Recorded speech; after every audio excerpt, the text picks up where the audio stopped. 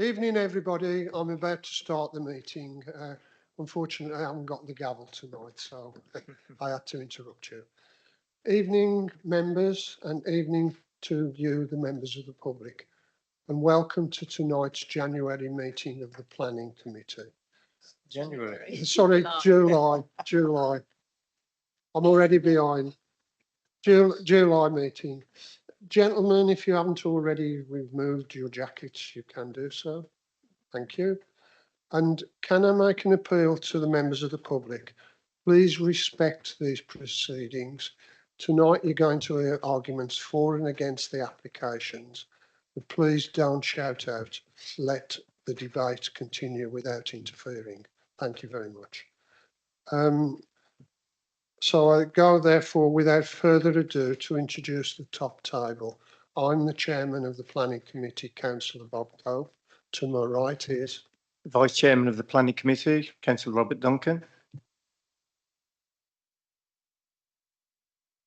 I'm Rick Piatsky, Staffordshire Highways. Simon Hall, Staffordshire County Highways. Hardeep Sharma, Planning Solicitor. Kelly Harris, Planning and Development Services Lead. Michael Brown, Assistant Team Manager, Strategic Projects. Imogen Hopkin, Senior Planning Officer. Thank you. Thank you. So therefore we go to part one, which is item one, which is the minutes of the last meeting, members. Do you all agree they are correct? Aye, thank you. Item two, apologies. I've got two apologies, one from Councillor Joe Hill and the other from Councillor Val Chapman. Item three, declarations of interest. Do we have any declarations of interest? No. Okay, then we go straight to the planning procedure, which is item 4, determination of planning applications.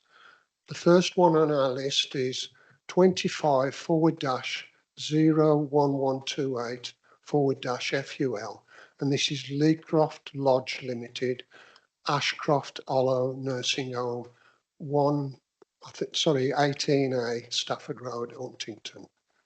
And I go to the officer to outline this, and it's Kelly, I believe. Thank you. Thank you very much, Chair.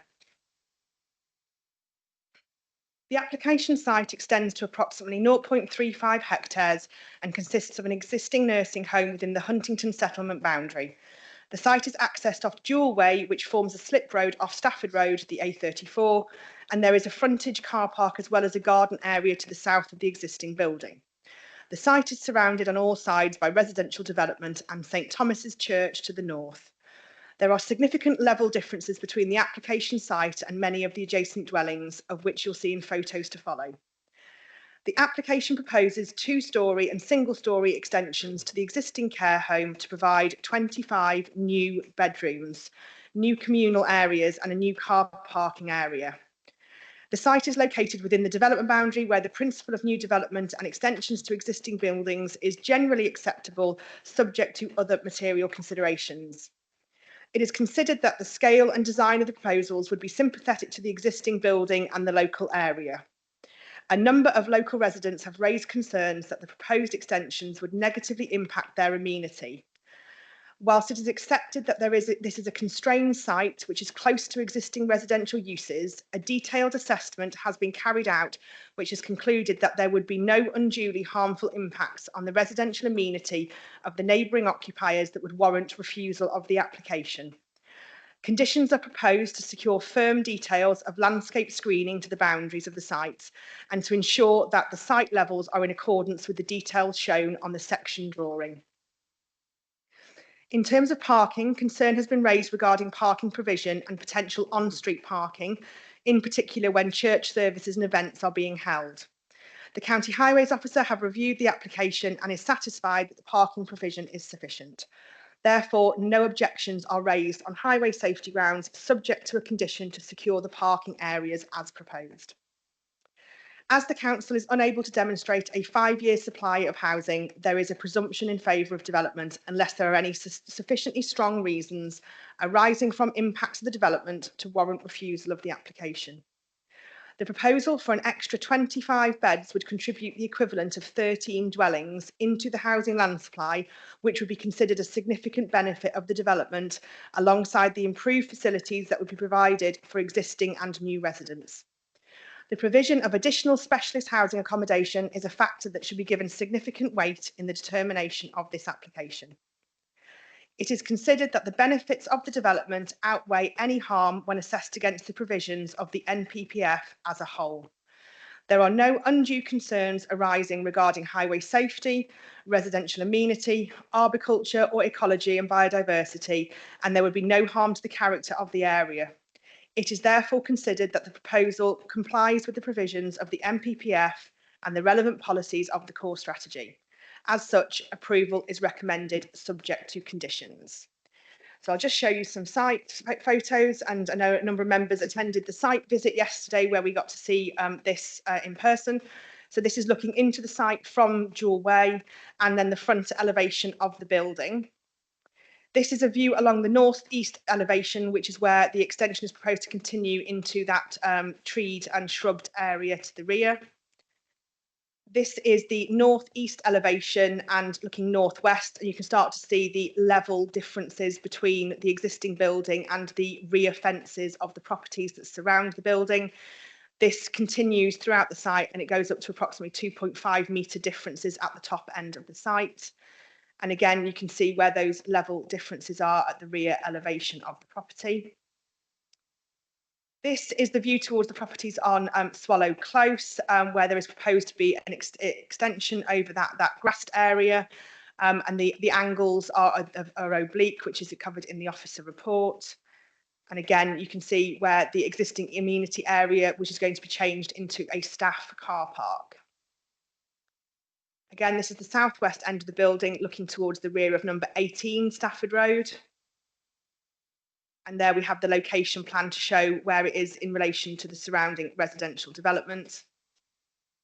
And that's a sort of close at where the car park is to the front. And then the proposals as outlined in the officer report, with the extension for the bedrooms and then also a smaller extension to the east. These are the elevations that are proposed. Again, these are available on the website. And we also include an example of an oriel window, which I know was asked by committee members at the site visit. And just to confirm, the oriel windows are on the northeastern flank, which you can see in the plans, but that's what the oriel windows look like. Okay, thank you, Chair. Thank you, Kelly. We have one lady speaking against this application, which is Claire Plant. Claire, could you go to the lectern over there, please? Claire, you have 3 minutes. Thank you. No pressure, eh? Good evening and thank you for the invitation to speak this evening. I'm speaking as a resident who objects to this application as one of the properties bounding to the south on 3 Swallow Close.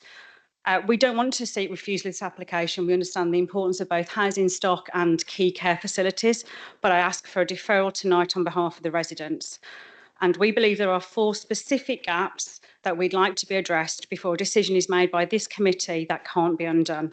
We disagree that it doesn't make a material impact to the residents. Firstly, the site visit. I understand that was deferred as agreed in the minutes and appreciate the views of the photos being shared today. No resident was aware of yesterday's visit, and whilst I can understand those photos show the view from the nursing home, I would implore the committee to do an equal and opposite visit and join the residents so that you can actually see the photos and the proposed plans from our perspective to understand where we're coming from with our objections.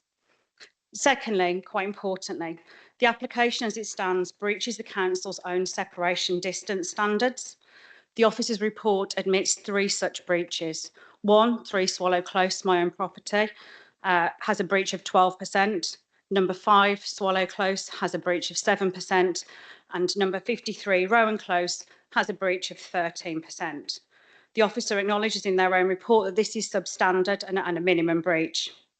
In every case, these are excused using subjective judgments such as the angle is oblique or the sun rises in the east. I can tell you from living in those properties that actually we can see quite clear lines of sight into the existing property and are concerned with the overbearing nature of the proposed two-storey extension. Our ask is simple. We ask for objective compliance with the council's own policies. Thirdly, with regard to lighting, the residents have frequently told the council that the existing lighting is very bright, often left on overnight, and is only blocking habitable rooms using intermittent screening. The current application removes that screening and brings the premises closer to our boundaries, yet it does not include a lighting plan in any of the application documentation. Our only safeguard as residents is a generic condition to be discharged post-approval. There is no opportunity for residents to view or comment on any lighting scheme to be supplied. Our ask is that there is a detailed lighting plan to be submitted, viewed, commented on prior to approval. Fourthly, landscaping maintenance. We acknowledge existing screening, but the entire justification for the separation breaches is that the screening is properly maintained and reinforced with new planting. The property has a consistently poor track record of maintenance with many complaints from local residents. The current condition proposed only requires an aftercare schedule, and our ask is that there is a maintenance obligation. Can you wind up now? Yeah. Our ask is that there is a maintenance obligation that the council can enforce. I ask for deferral tonight on those four conditions, and that the council's own standards, which are designed to protect residents in this room, are adhered to. Please don't let your standards be waived in a promise of a plan that none of us have seen. Thank you. Thank you, Claire. Okay, thank you, Claire. We don't have anyone speaking for this application, but we were expecting the applicant's agent tonight. As she turned, we couldn't see you. I'm glad you're there. So can you go to the lectern, please? This is Amy Ensign, and she's the agent. Amy, you have 3 minutes. Thank you. Thank you. I got worried then. Thank you very much. The proposed extension at Ashcroft Hollow, as you know, will deliver 25 additional bedrooms, together with enhanced community facilities, including a laundry room and hair salon. This isn't simply a building project, it's a meaningful investment in care provision, improving the quality of life for residents, particularly those with end-of-life care. 95% of residents are local to the area and the care home is full. By the time of the committee site visit yesterday morning, Ashcroft Hollow Nursing Home had already received 17 calls from NHS hospitals and palliative care facilities seeking beds. This proposal is an extension to the care home, and it also includes an extended car parking area to the side for staff members, along with the provision of 6 additional spaces to the main car park, which will free up further space for visitors to the home. As you are aware, 25 extra bedrooms will provide the equivalent of 13 dwellings, which must be given weight in the planning balance due to the lack of a 5-year housing land supply. Turning to design and character, whilst concerns have been raised over overdevelopment, as those members that visited the site yesterday can hopefully appreciate, the situation on the ground is vastly different to how the scheme looks in 2D on the plan. The extensions have been carefully designed to reflect the existing building in form, materials and layout, with limited wider visibility. Importantly, changes in the ground level between the care home and neighbouring properties means in places there is up to 2.5 metres in difference between the height of the care home and neighbouring gardens. As shown in the report, the roof line, not the windows, will be the most visible element because of the change in levels differences and existing boundary treatments. We also propose a landscaping scheme, or propose to submit a landscaping scheme that will ensure areas that need to be immediately screened with mature landscaping, such as bleached trees on frames, mature laurel hedging, and etc. The committee report concludes that the proposal is sympathetic to the existing buildings and the local area. And I would like to reiterate that this proposal is not overdevelopment, but is considered a site responsive extension to a much needed facility. We recognise the number of objections received. However, these concerns have been rigorously assessed and separation distances, angled restricted vision windows and landscaping will work to mitigate this. Robust planning conditions are proposed that will cover landscaping, lighting and construction management to ensure the living conditions of neighbouring residents are not adversely affected, and any gaps along the boundary will be filled with suitable landscape planting to protect their privacy and views. Ultimately, it's a matter of planning balance, and whilst there are impacts, as with any development, the benefits are hugely compelling with enhanced care provision, Can improved you wind up now, facilities, please? and I very much hope you can support the scheme. Thank you. Sorry, I interrupted you. About to finish anyway. That's Thank you. okay. I only have one more sentence. Okay, now members, you will recall at the last meeting we deferred this particular item because Councillor Ashley asked for deferral for a site visit. Unfortunately, yesterday, Jeff Ashley didn't turn up for the site visit and we're unsure why, and he's not present tonight, which is unfortunate. We don't know the reasons, but the local member, Councillor Ashley, isn't here. So you've heard from the speakers. It's over to you, members, who wishes to speak first. We did have a site visit yesterday and there were 4 members on that site meeting. Anybody want to start the debate? Anyone want to speak? No? Councillor Steele. I've got no option really, have I, if nobody else is going to speak? I did attend the site meeting yesterday. When you look at the plans, could you actually put the plan up again, please, Kelly? Initially, I was horrified when I saw the plans and the how close the extensions would be to the neighbouring properties. But there's nothing better than a site visit to actually show you what a site is really like. And having walked around it, I thought to myself, this isn't anywhere near as bad as I was expecting it to be.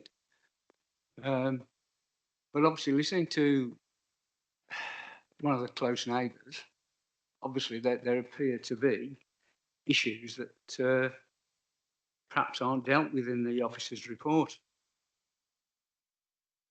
I've had a look at trying to look for about lighting, and there doesn't appear to be a lighting plan either in the report or conditions sort everything out, don't they, as we know. So I'm a bit concerned about that, I have to say. But as I say, there's nothing like a site visit to get a true feeling.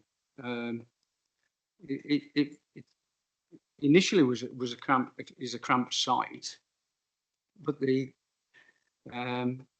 difference in levels makes a heck of a difference. I'm going to say something else.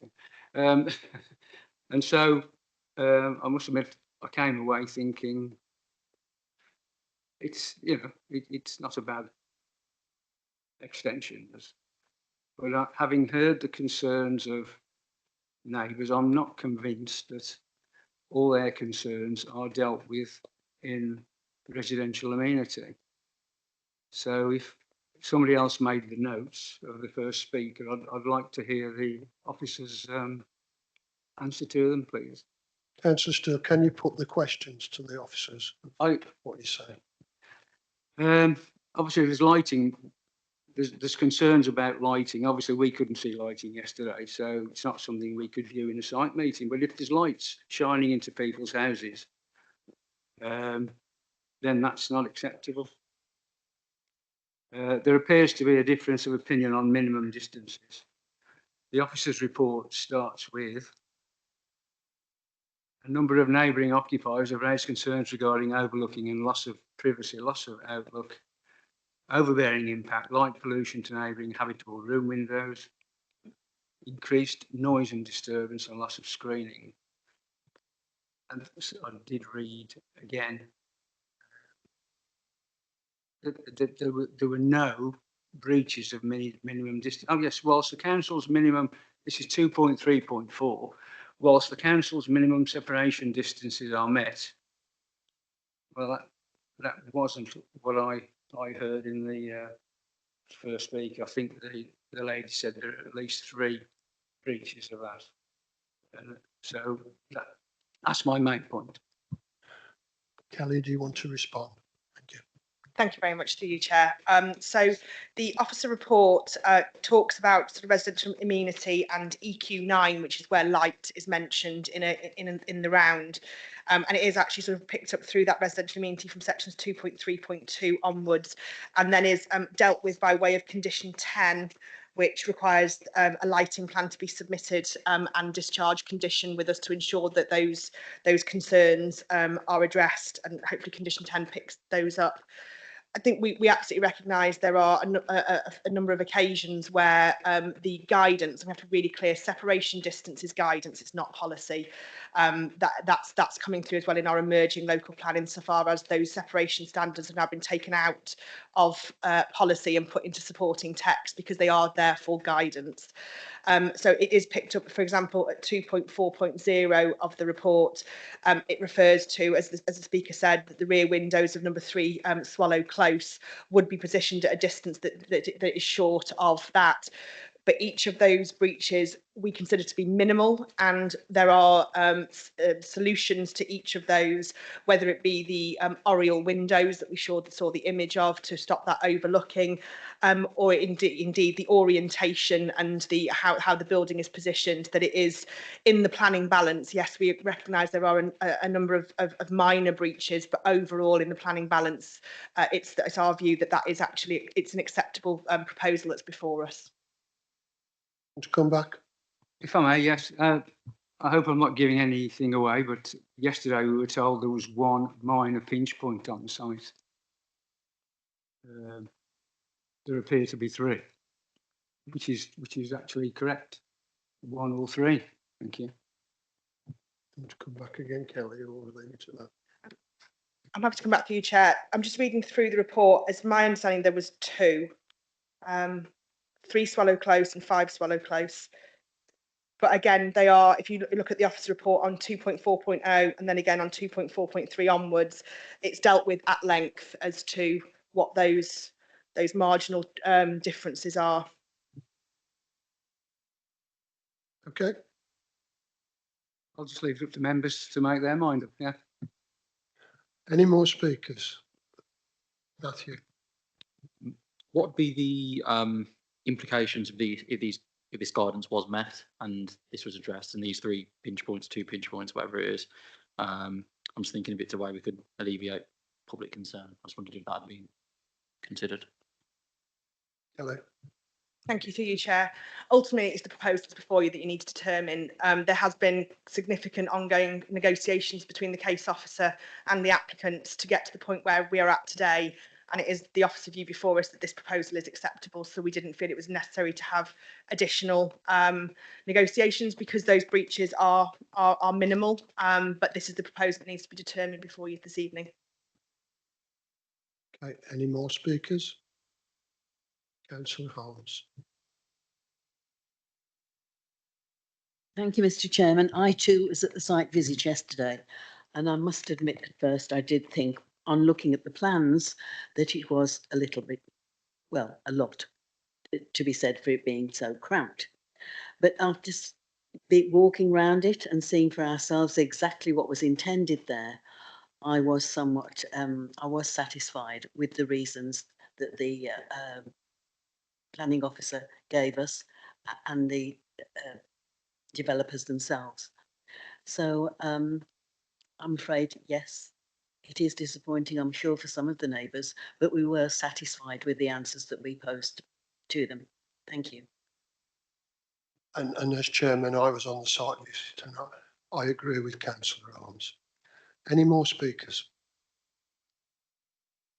No, in that case, I'm going to put it to the vote. The recommendation is for approval. All those in favour of approval, please show.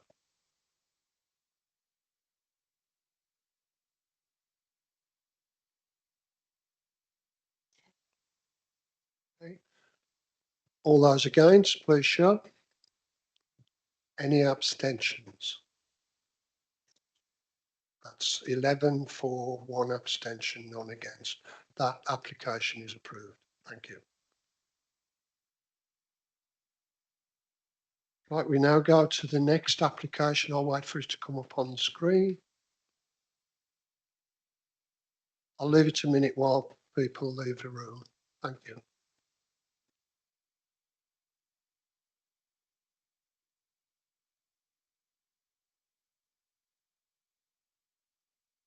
Thank you. So we go to the second application, which is 25/00839/OUTM, and this is land west of Wrottesley Park Road in Purton. This one, Mike, I think you were dealing with the application. Over to you. Thank you. Thank you, Chair. Good evening, everyone.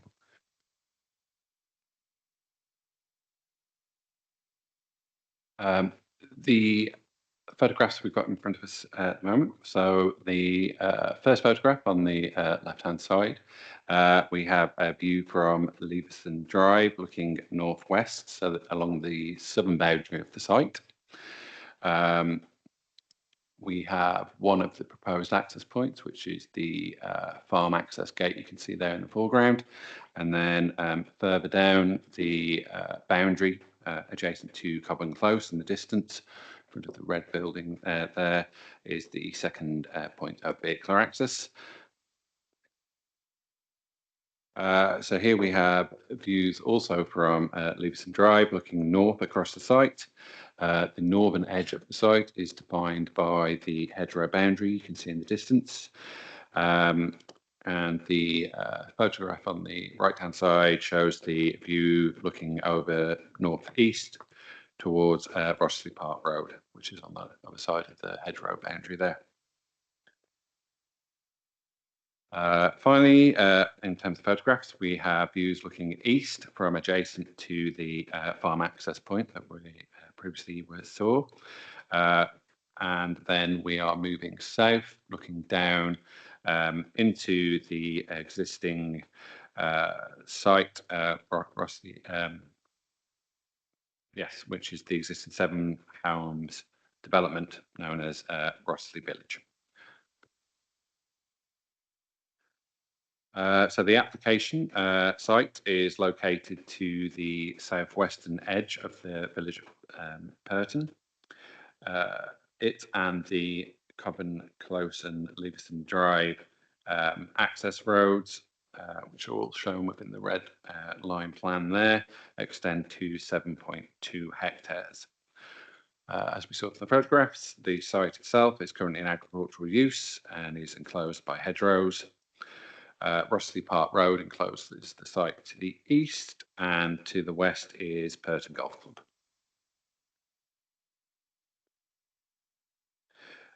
We have before us here an indicative site plan, which shows how the development potentially could be developed. The submission seeks approval in outline with all matters reserved except for access. You can see the 2 points of vehicular access along the southern boundary there, and there is a further point of pedestrian access along Wrottesley Park Road in the southeastern portion of the scheme.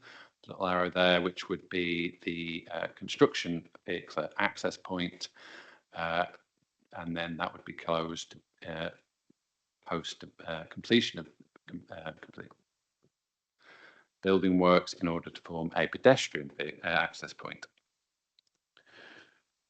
So the proposal seeks up to 180 dwellings. The indicative plan also shows how the scheme could deliver public open space, as you can see running through the centre and up in the north eastern corner.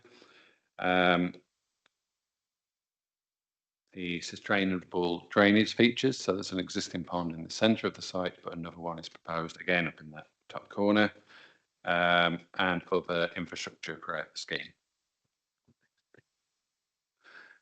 Members will note from the consultee response received from the County Highways Authority that off-site highway infrastructure works are proposed as part of the scheme. These are yet to be fully agreed and there's conditions to cover such. However, these plans give you an indication of what is being proposed. So there is a Toucan crossing, a footpath extension, 2 new bus stops, and speed limit signs being introduced or relocated, and then dragon tooth markings on the road.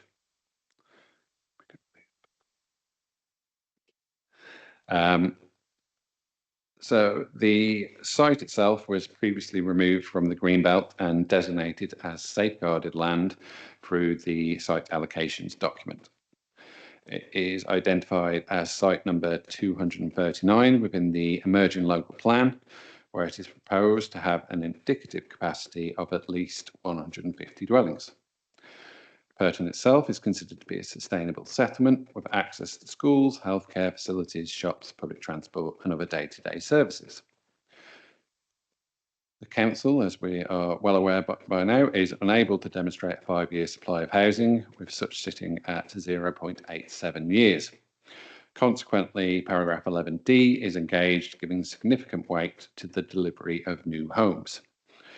The scheme would deliver up to 180 dwellings, including 30% affordable, a policy compliant housing mix, and 10% of which will be bungalows.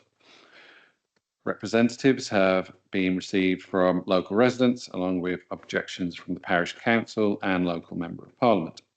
The principal concerns relate to traffic generation, pedestrian safety, pressure on local infrastructure, loss of agricultural land, flood risk, and impact on the character of the area. Working through these matters in turn, the application is supported by a transport assessment and travel plan, which have been considered by the Highways Authority and determined to be acceptable or subject to a condition where necessary to demonstrate that any highway impact would not be severe. Any necessary highway mitigation is to be secured by a condition or Section 106 agreement. In terms of local infrastructure, relevant consultees have responded and requested suitable contributions where necessary. For instance, we have contributions towards education provision, healthcare, sports facilities, and a community integration contribution. In terms of loss of agricultural land, as previously noted, this is an allocated site for housing, safeguarded site for housing, soon to be allocated, sorry. So this was previously considered as part of the process of safeguarding or allocation within the requisite documents. And therefore, suitable weight is afforded to that within the officer's report. Beyond this, the council's ecologists and arborists have considered wider impacts of developing the site and deemed such to be acceptable, subject to conditions as detailed. The site lies in flood zone 1 and the county flood team are happy that a suitable drainage scheme can be implemented within the scheme. Finally, in terms of character impact, the site is seen as a suitable logical extension to the village of Purton, and as such, there are no concerns in this regard.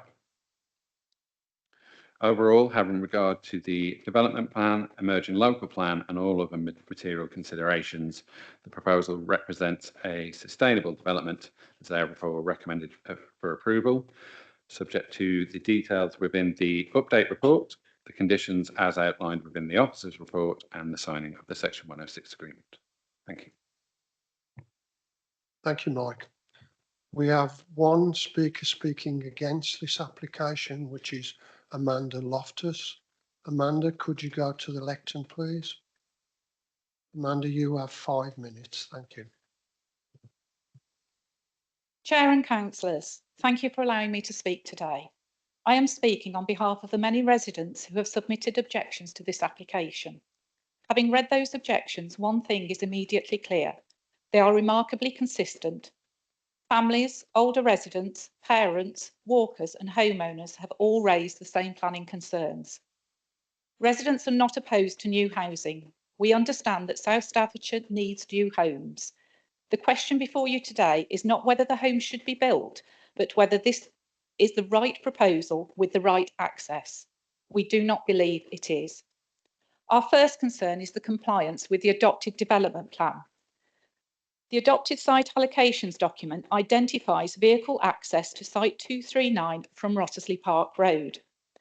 Yet this application proposes that Wrottesley Park Road will be used only for emergency access, while everyday day-to-day journey from up to 180 new homes will pass through the existing Wrottesley Village estate via either Leverson Drive or Cobham Close, which are both currently cul-de-sacs, and then onto Fernfields Drive. If that complies with the adopted allocation, residents deserve a clear explanation. If it departs from the development plan, members should ask what compelling planning reasons justifies that departure. Highway safety is the issue most frequently raised by residents. These are existing residential streets. They have parked vehicles, incomplete pedestrian infrastructure, limited dropped curbs, and roads that pass directly alongside homes, public open space, and even a children's playground. Children cycle there, families walk there. Parents with pushchairs and wheelchair users already have to enter the carriageway in places. This proposal would route all everyday traffic from another 180 homes through those streets. This creates an unnecessary lack of resilience. If that route is blocked by an accident, broken down vehicle or roadworks, the whole development is affected. A development of this size should not depend on a single everyday access when an opportunity exists to provide a direct access onto Wrottesley Park Road. Residents also report existing speeding on Fernfields Drive, yet the application provides little reassurance that pedestrians will be adequately protected. Residents also question whether the highway evidence is sufficiently robust. Traffic surveys were undertaken before the existing Phase 1 development was fully occupied, and residents have identified what they believe as inconsistencies in the submitted measurements. They therefore question whether the transport assessment reflects the traffic conditions that will actually exist once the development is complete. Infrastructure is another significant concern. Residents consistently describe increasing pressures on GP surgeries, schools, local roads and public transport. They remain unconvinced that the cumulative impact of this development has been fully addressed. The environmental impact should also weigh heavily in your decision. This proposal would result in the loss of productive agricultural land and valuable wildlife habitat. Residents have raised concerns about bats, badgers, mature hedgerows and trees, together with the drainage and flooding issues on land that already experiences standing water during winter. Once this countryside is lost, it cannot simply be recreated. Construction traffic is another important issue. During the first phase of the development, construction traffic quickly moved from the original field access onto residential roads. Residents are understandably concerned about facing another 4 or 5 years of heavy goods vehicles travelling through streets that were never designed for that purpose. If members are nevertheless minded to approve this application, I respectfully ask that you impose a condition preventing construction traffic from accessing the site through the existing Wrottesley Village. Finally, this application would fundamentally change the role and function of Wrottesley Village. Roads designed to serve one established residential community would become the principal access route for a substantial new housing development. Chair and councillors, your task today is to balance the benefits of new housing against the harm this proposal would cause. Residents believe that significant concerns remain about compliance with the adopted development plan, highway safety, infrastructure, environmental impact and character of Wrottesley Village. They do not believe those concerns have been satisfactorily resolved. For those reasons, and on behalf of the many residents who have participated in this process, I respectfully ask that you refuse this application. Thank you, Amanda. We don't have anyone speaking for this application, but we do have the agent. Can you go to the lectern, please? This is Andy Cohen.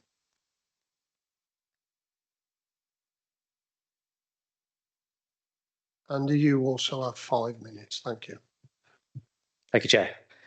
Councillors, this application has been through detailed engagements with officers and technical consultees. This includes County Council and the role as lead local flood authority and highways authority. Like all consultees, do not object to this application. As a result, this scheme to support the local planning authority has set out in the officer's report, which details how various policies have been considered. Planning conditions and developer contributions are also provided. The principal development has been established on this site for many years. The site has been safeguarded for future residential development. As the officer mentioned, it has been promoted through the emerging local plan and is allocated for residential development, with the application being prepared in line with this. That plan has been found sound by the planning inspectorate, subject to main modification consultation, which has recently concluded. The officer's report presents a thorough assessment of the technical matters, which I will not repeat, but I will address some of the points raised by the objector before me. The site primary access is via Rossleys Village and has been agreed to the council for the promotion of the local plan. A statement of common ground has been agreed between the applicant and the council, and that has informed the policy and basis for this site being brought forward. A long-standing ambition agreed between the council and the applicant for this to be the way that the site is accessed, lead stemming back to the original application for Rossley Village. The Highways Authority has no concerns of any capacity at any junction, including the site access roundabout, nor any wider highway safety concerns. An emergency access off Rossley Park Road, which can also act as a construction access, has also been agreed with the County Council. Highways Authority does not require a secondary access. There are a range of views presented on this during public consultation. Some the members of the public we spoke to were against the secondary access because they felt that it would be safer for people to access the site through the existing Rossley Village scheme. Overall, the scheme does not present any highways issues and will improve access for existing and future residents into Purton. The scheme will deliver improvements across Rossley Park Road, which was brought up multiple times by members of the public. It will also include other improvements to the pedestrian environment between Rossley Village, the new homes, and Purton Town Centre. On the basis of drainage, I think as the officer pointed out, the Legal Flood Authority is supportive of this application. For what it's worth, the scheme has been designed with topography in mind. We recognise that the lowest part of the site is in the northeast corner of the site, and that's where the attenuation basin has been placed in the list of master plan. I think that's a thorough approach on this matter. In terms of infrastructure, which was raised by the previous speaker, the officer's report is clear about developer contributions, how they can make the scheme acceptable. In terms of ecology surveys have been undertaken over many years on this site. A detailed ecology assessment detailing this was provided as part of the planning application, and the local authority's ecologist has no issues on this matter. Council be aware that the council cannot currently demonstrate a 5-year housing land supply, and the officers have explained what that means in terms of decision making. But I really want to stress to council today, this application benefits from an allocation in the emerging local plan. It aligns the plan-led system, and it's not speculative. It will provide 180 homes towards addressing the council's deficit in housing land supply. However, housing land supply alone is housing delivery is also important.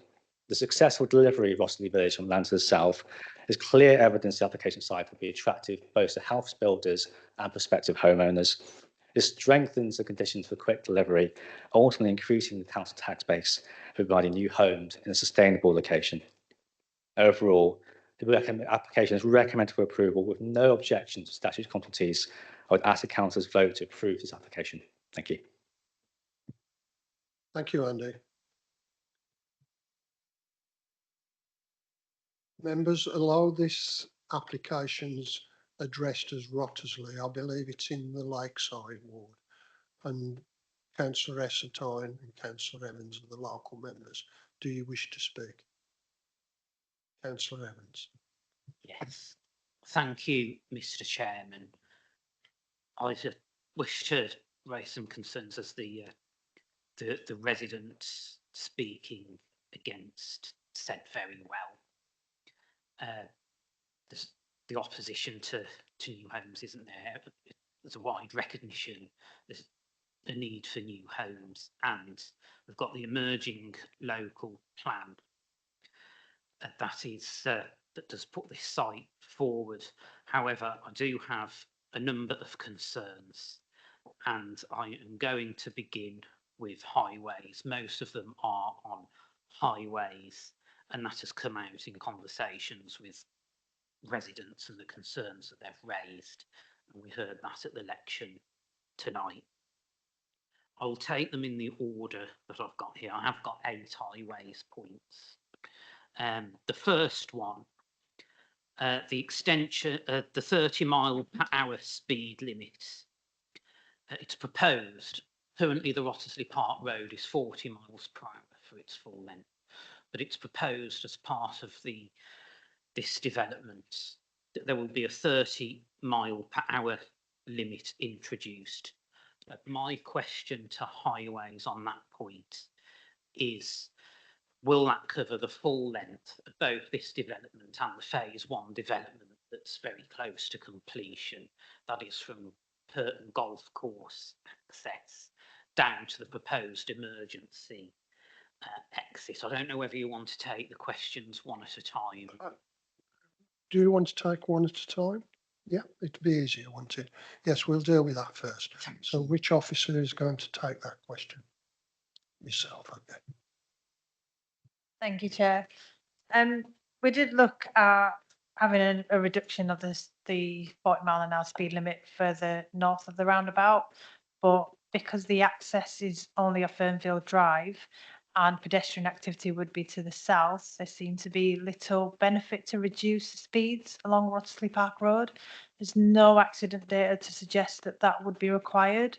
So where the bus stops are proposed, the existing pedestrian accesses and also the toucan, that's where we've asked for the 30.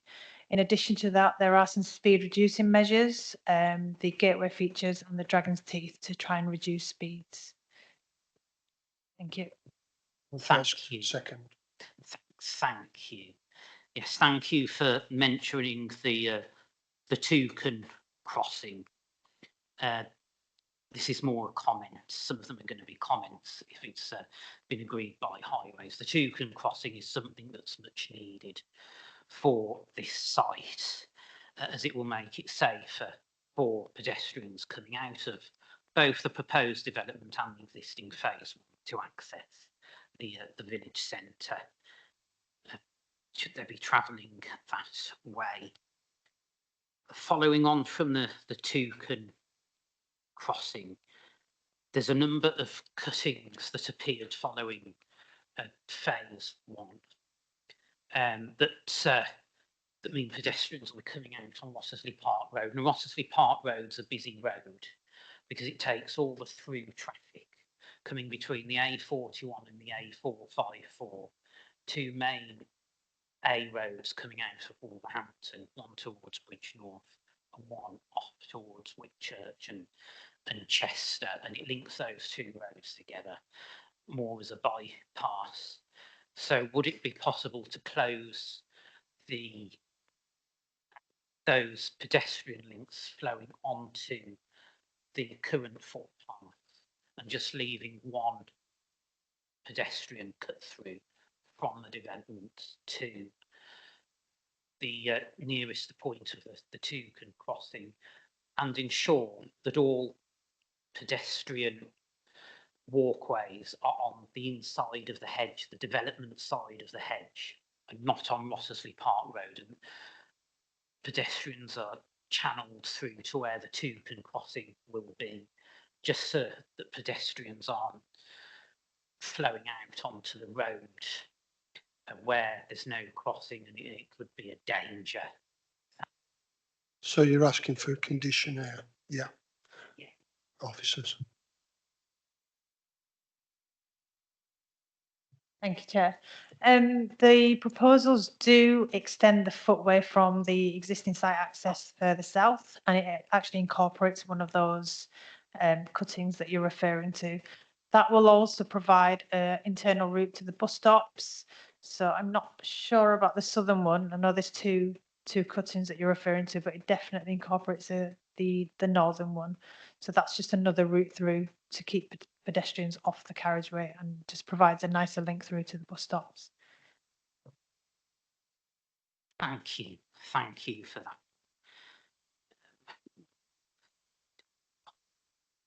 them at the same time.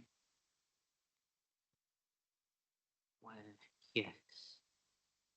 Yeah, I've covered that one.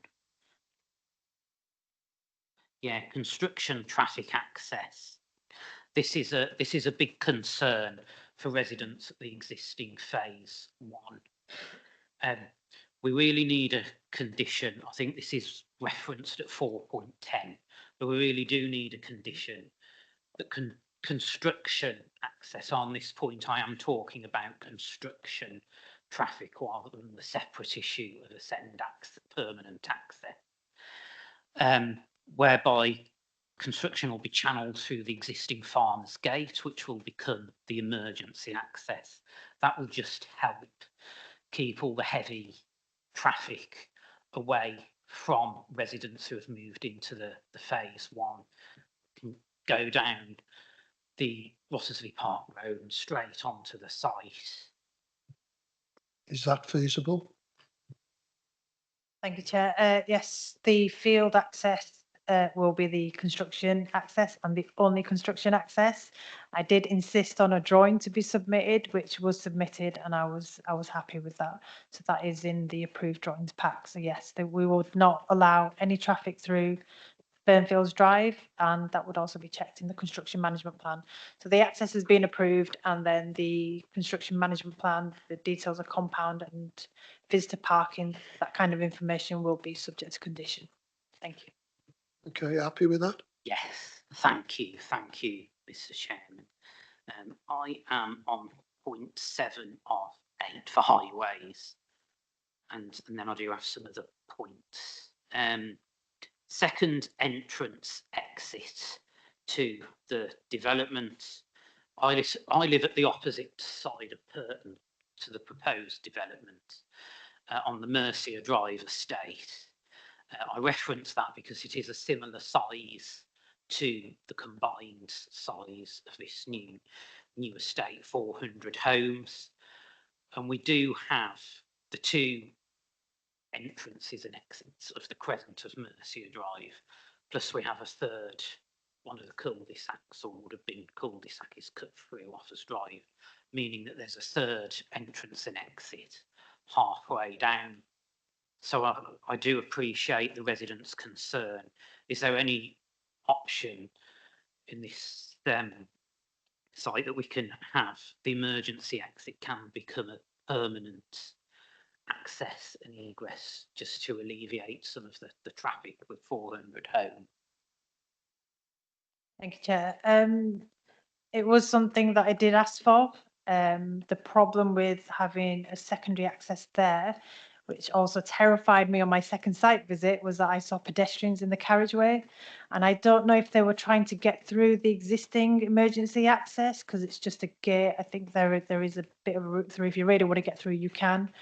So, I mean, seeing that, if there can't be a vehicle access with pedestrian access, then it cannot be a vehicle access because people will walk through it. If there's a route, they will go through it. And I think, I mean, it's even sending me shivers now. I cannot accept that. It's too much of a highway safety issue.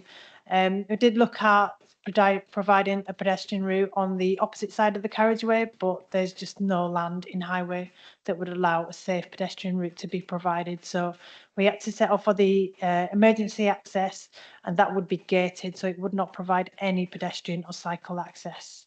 The phase 1 access was designed to accommodate the full development. I think it's that wide. It's got shared foot cycleways at the access to accommodate the full 400 dwellings. Thank you. Okay. On to my final highways question now. You'd be pleased to know. This relates to the traffic lights junction located to the south of the development.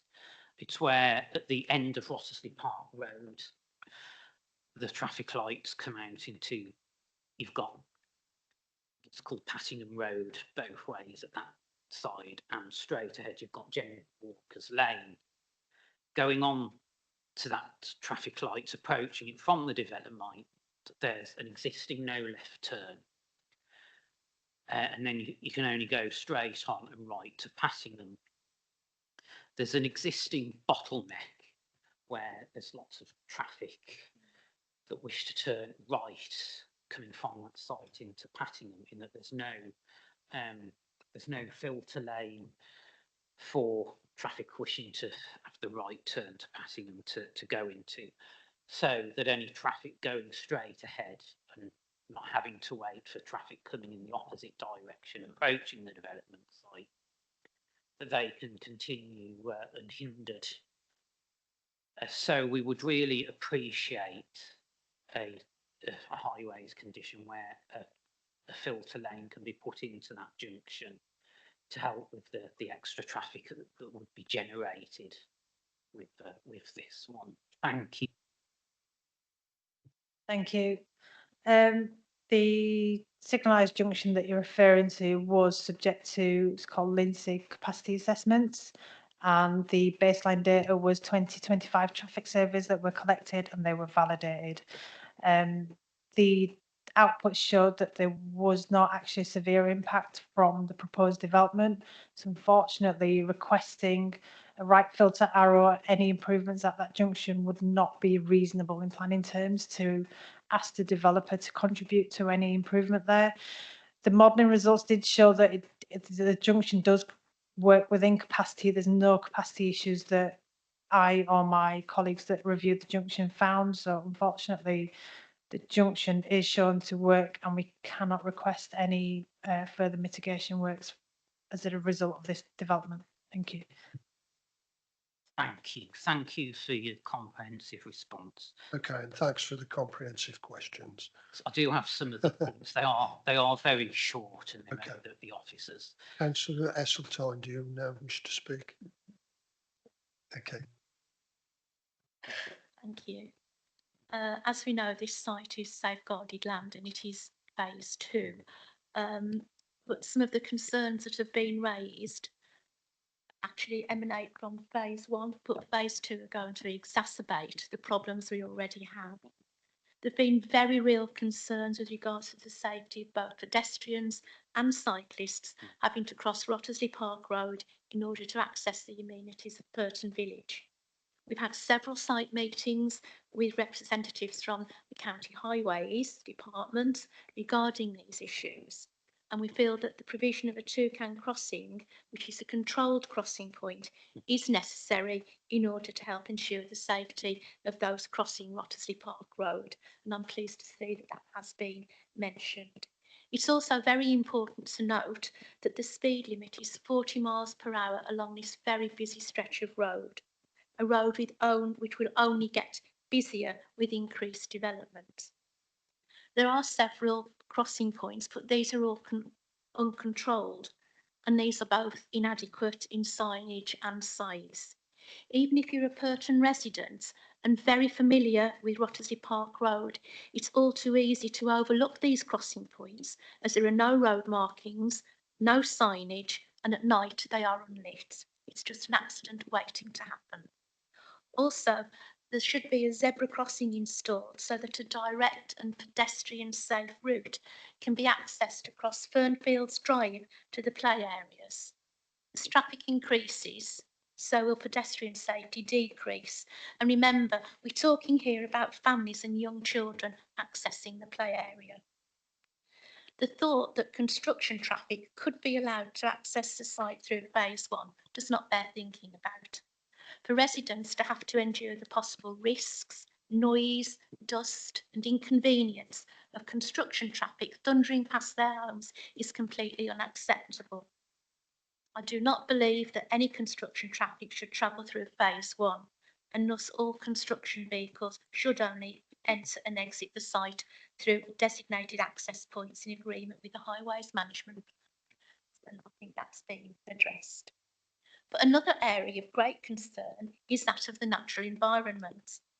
Do we have any guarantees that the existing network of hedgerows which run north to south through the site and those that actually define the western, northern and eastern boundaries will be allowed to remain? In phase 1, beautiful and mature oak trees were felled without permission and with total disregard and their trunks act as a constant reminder of this, which is what many residents regard as an act of vandalism. As you can appreciate, I am somewhat sceptical when it comes to the retention of existing hedgerows. There are other concerns which Councillor Evans has mentioned, and I'm sure that Councillor Davis will also mention them, but I'm asking for clarification and reassurance on my points of concern. Thank you. Thank you, Councillor Stein. Kelly wishes to respond to some of the comments. Thank you. I'll pick up a couple of them. I just want to speak for the avoidance of doubt on the point on construction. 5.6.4 says very clearly that the access for the construction will be through the emergency use only, and it will not be going through phase 1. There is a condition 4, that also picks that up, that will be dealing with that matter through a discharge condition, to reassure and reiterate absolutely there will not be any construction traffic going through phase 1. Turning to the hedgerows and the trees, again, there is a condition 27, that is relating to the landscaping, and we absolutely want to retain as many hedgerows as possible. That will be for a detail at a later point, but we will always preserve the hedgerows. I absolutely concur on the 4 oaks that were felled, and I'm sure members know there's an active and ongoing enforcement case relating to that, because they should not have gone. There is additional planting in phase 1 that is required, that is in a greater biodiversity net gain to the loss of the 4 oaks that's being implemented. There's many trees to be planted. To be honest, they're still not quite there, because the condition of those, and we're under active monitoring. So rest assured that that matter is not over, and it will still continue to be rectified. I think that covers the points on the construction. And if there's any further questions, let me know. Yes, come back. Thank you for that, Kelly. The reason I raised the point about the construction traffic, I know that people in phase 1 are really concerned over that. I know it's been addressed, but I just wanted to make sure that we haven't forgotten about it, and that it has been addressed, because that is a major concern. Thank you. Okay. Councillor Davis. Thanks. Thank you, Mr. Chairman. I think I've got the easy job. Just got to agree with my 2 colleagues here. I 100% agree with what they've said, but if I can make a few additions to what they've actually said. This land was first allocated in 2018 as safeguarded land, and I myself and a number of the committee weren't actually elected until 2019, so we weren't involved in the initial safeguarded land. SSD, well, South Staff Council, we have a commitment to the central government to provide our allocation of housing, which unfortunately a lot of people don't seem to appreciate. So in effect, our planning officers have to follow company policy, i.e. company policy being central government, and build homes as requested. Now, since the original safeguarded land was allocated, we've had this purge on our green belt in South Staffordshire by central government, and it's increased our local plan requirement by 174%, hence the number of houses that we've seen built. You probably gather I feel very strongly about this.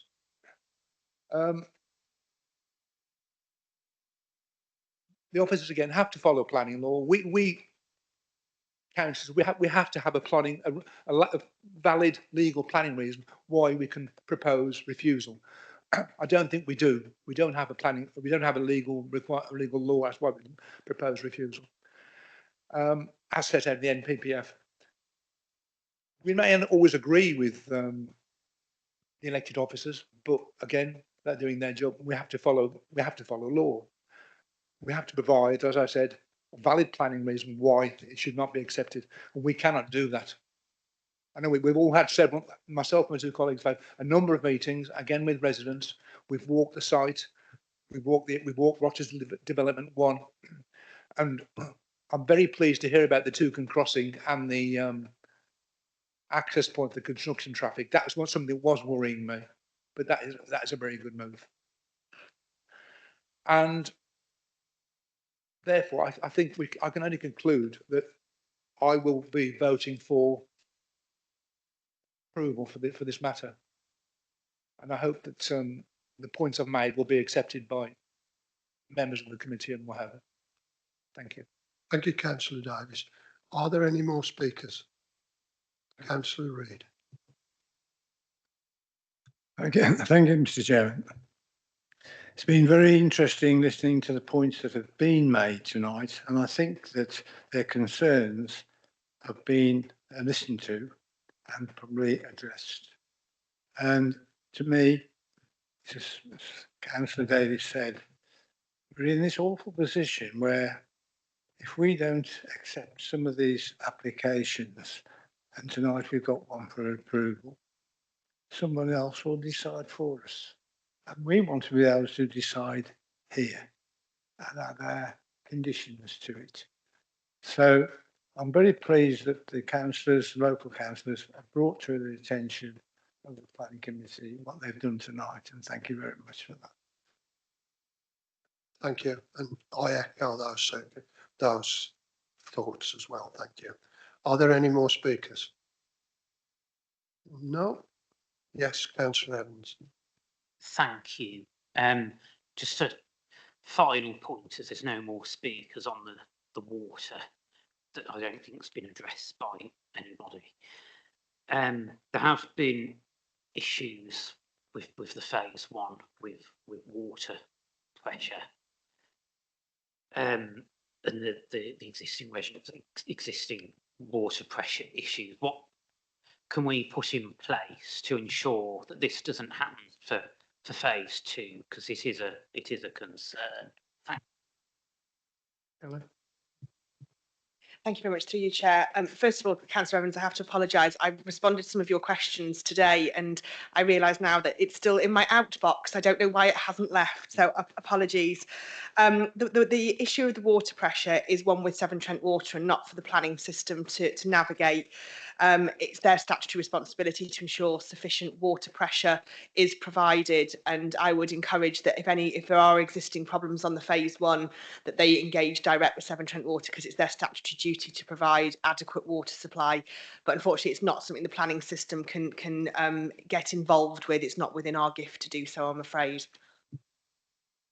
Councillor Davis. Thanks, sorry, after Kelly's comment there, this is a little bit relevant to me.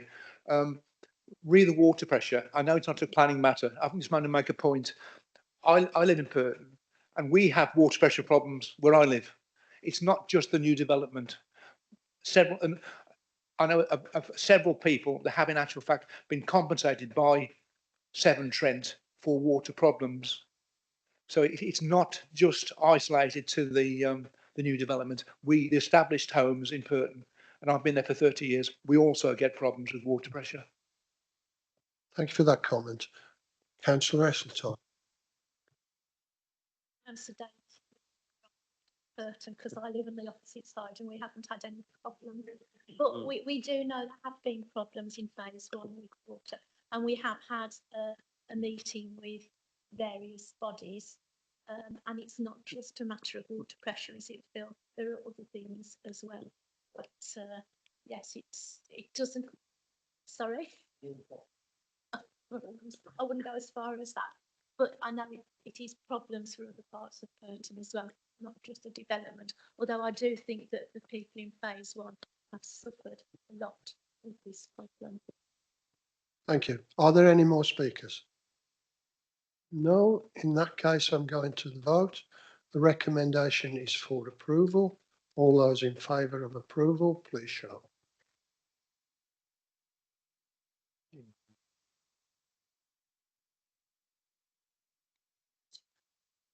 Oops, sorry.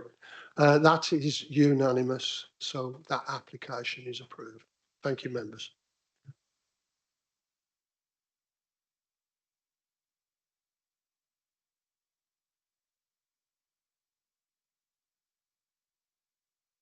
Right, we next come to the next application, which is the third application on the night, which is 25/4-01078/OUTM. This is land north of Bridge North Road in Womble. And this is Imogen that's taking us through the application. Thank you. Thank you, Chairman. So this is an outline planning permission is sought for 90 dwellings with matters of access being considered and all other matters, including layout, scale, appearance and landscaping, being reserved for future applications. The primary site access would be from Rosemary Road and there's a secondary access from Foxglove Way. Next slide, please, Kelly. So this picture just shows the left one is Rosemary Road towards the north. So you can see the existing dwellings in the distance there. And then the picture on the right is just sort of looking right towards the site. Next slide, please.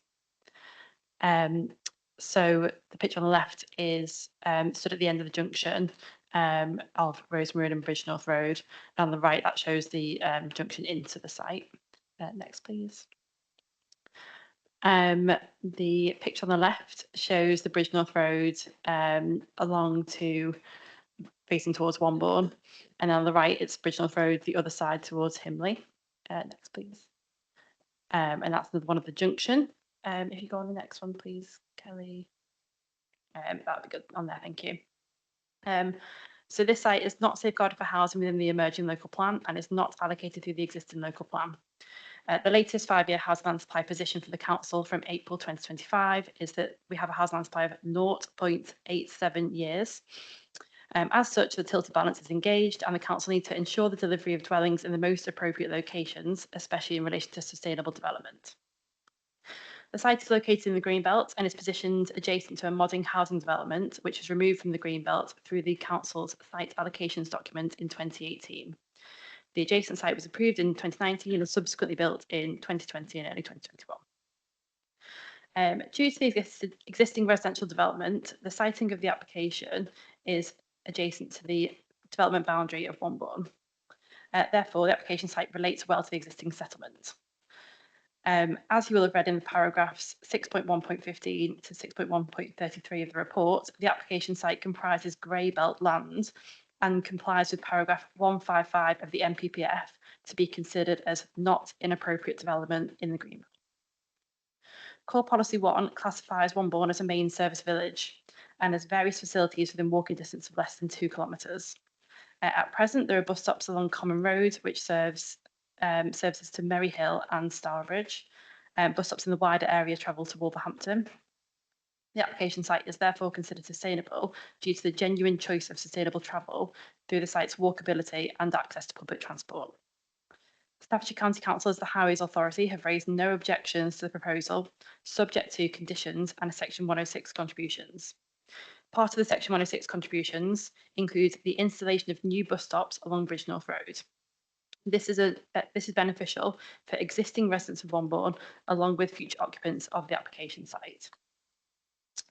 There are concerns raised for the access points through the existing site. However, the Highways Authority have raised no technical objections to the proposed access layout.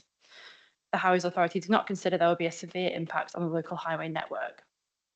The development has adequately demonstrated that mitigation can be provided that will result in appropriate drainage strategy to mitigate the risk of flooding on site following consultation and amendments with the lead local flood authority over the course of the application, and they have raised no objections. There are no objections from technical consultees such as the council's tree officer or the ecologist. The ecologist is satisfied that biodiversity net gain can be achieved off-site, but there will be improvements made on-site through a reserve matters application. There are no objections from the County Council's education team, who have not requested a contribution and have outlined there is capacity to accommodate the development. Similarly, the NHS's Integrated Care Board have assessed the application and do not consider that a contribution is required to mitigate the development. While residents have raised concerns about infrastructure, the statutory consultees consider there is capacity in the area to accommodate for the development. In addition to providing a significant contribution to the council's housing land supply, the proposal secures Section 106 contributions for 50% affordable housing, public open space provision, sports provision, including grass and 3G football pitches, swimming and sports halls, along with the new bus stop and the travel plan. The application site is positioned adjacent to the Wombourne boundary, which is a sustainable location adjacent to the existing modern residential development. Just to flag with the update list, which was circulated to members earlier, and you've got it in front of you there. There are clarifications about the water mains, the new homes bonus, and a minor edit to condition 13.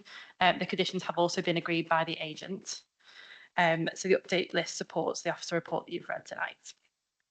The application is therefore recommended for approval subject to conditions and a Section 106 agreement. Kelly, if you just like to the next slide, please, just show an indicative plan of what they're proposed on site. Obviously, that is, as it's an outline application, this is just for indicative purposes only. And just the next one, please, to show the access arrangements. Oh, no, sorry, that's in its wider context. So you can see Wombourne is to the left of the red application site, a bit of a gap, and then there's Himley to the sort of bottom right of the screen there. And then next is the access arrangement. Fab. Thank you, Kelly. Thank you, Chairman. Okay, finished, Imogen. Yeah, thank you very much. Right, members, tonight we have an unusual situation. We have got two speakers speaking against. They are sharing this 5-minute slot, which is allocated for speaking against. The two speakers are Gordon Thantham and the MP Mike Wood. Both of them are having 2.5 minutes each to speak against this application. Gentlemen, which one wants to go to the lectern first? Mike, can you go to the lectern? Thank you.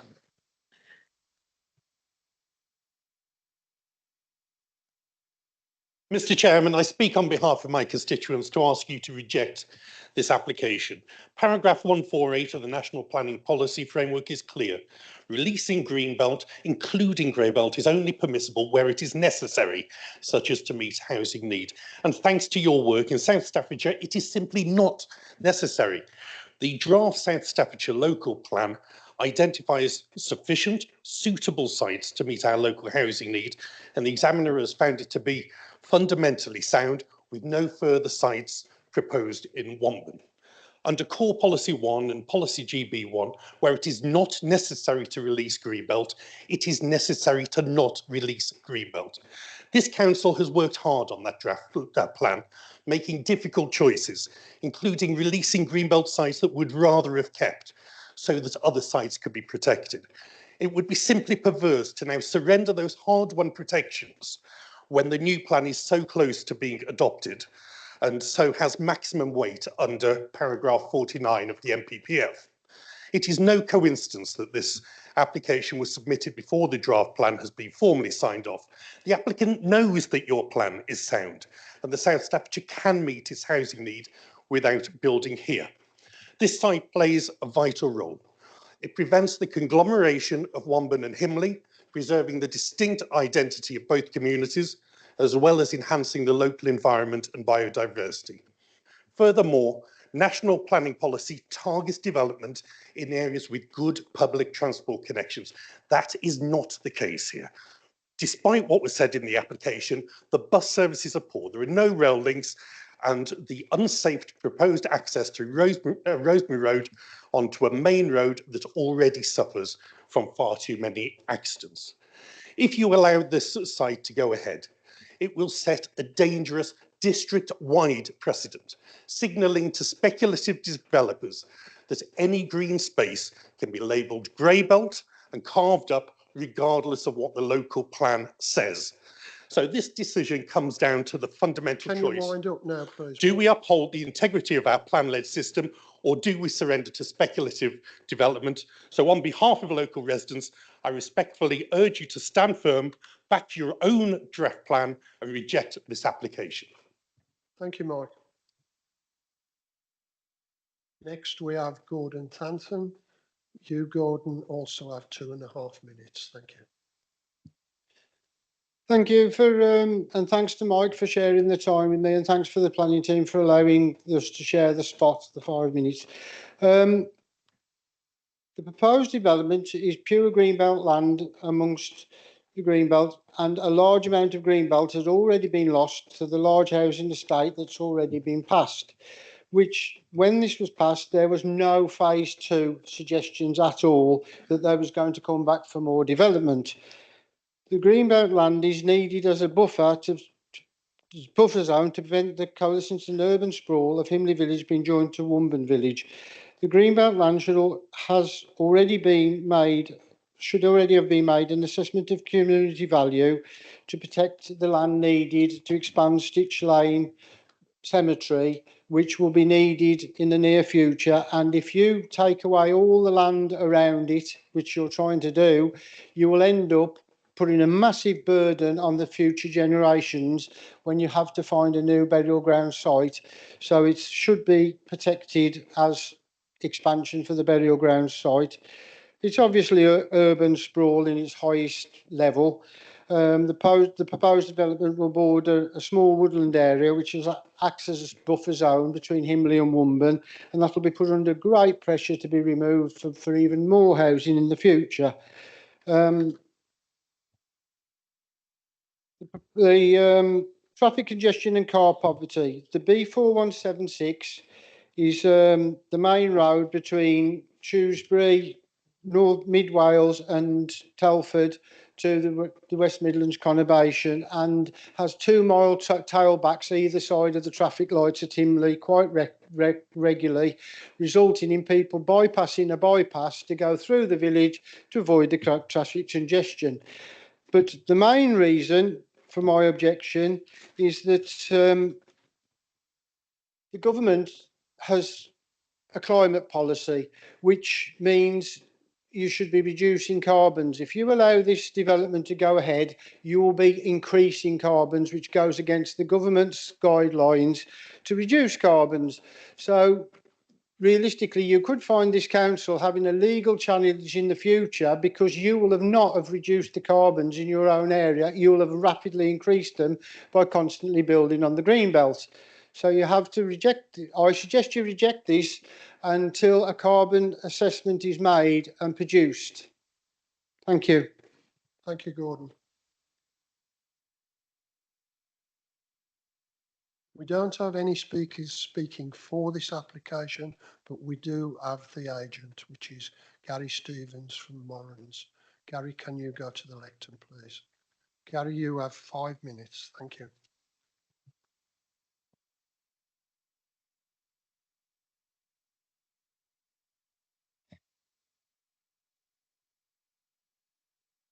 I'll hold it, sir. Good evening. Thank you, Chair, for the opportunity to speak on this item. We endorse the officer's recommendation to approve this proposal, and members will note that this recommendation has arisen from positive engagement between the applicant and your officers. There are 5 key points that I would like to make this evening. Firstly, granting permission will guarantee a further 90 dwellings are added to your housing land supply, as this site can be delivered within 5 years. This will help the council and its emerging local plan to get to a position of having a 5-year housing land supply quicker and give you greater protection post-adoption of your plan from speculative applications. In addition, 50% of these new homes will be affordable for local residents in need. Further, 10% of these new homes will be bungalows to reflect the local need and the ageing population. Secondly, having sufficient space for recreation and wildlife is important, and this development proposes over 2/3 of the site for green infrastructure. This is 4 times the amount required by the current local plan and can comprise public open space, including formal parklands, equipped play areas, community growing space, and biodiverse meadows. This includes the retention of existing trees along Bridgnorth Road, which, in addition to the existing woodland to the south and east of the site, forms a natural buffer between Wombourne and Himley. Thirdly, it will be noted there are no objections from technical consultees or other council departments, including the Highway Authority and Severn Trent Water. The existence of the water main pipes is not a constraint on development. Roads within the adjacent development also had to be designed to cross these existing water main pipes, and these were constructed in full accordance with the rules stipulated by the water companies.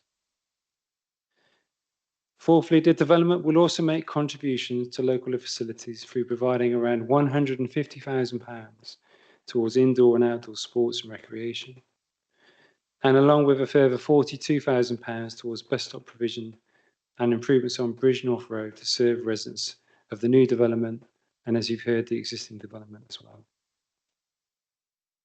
Finally, acknowledge the comments of the parish council in respect of the impact on Sitch Lane Cemetery.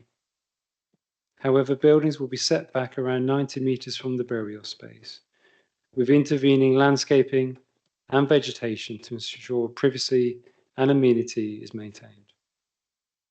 Further, there's no evidence that's been put before you as to the need for this land to be retained for burial space in the future. In that context, Chair, we respectfully request committee grant permission this evening. Thank you. Thank you.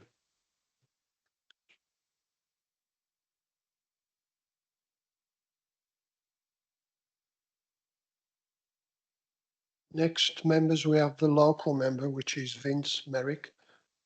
Vince, can you go to the lectern, please?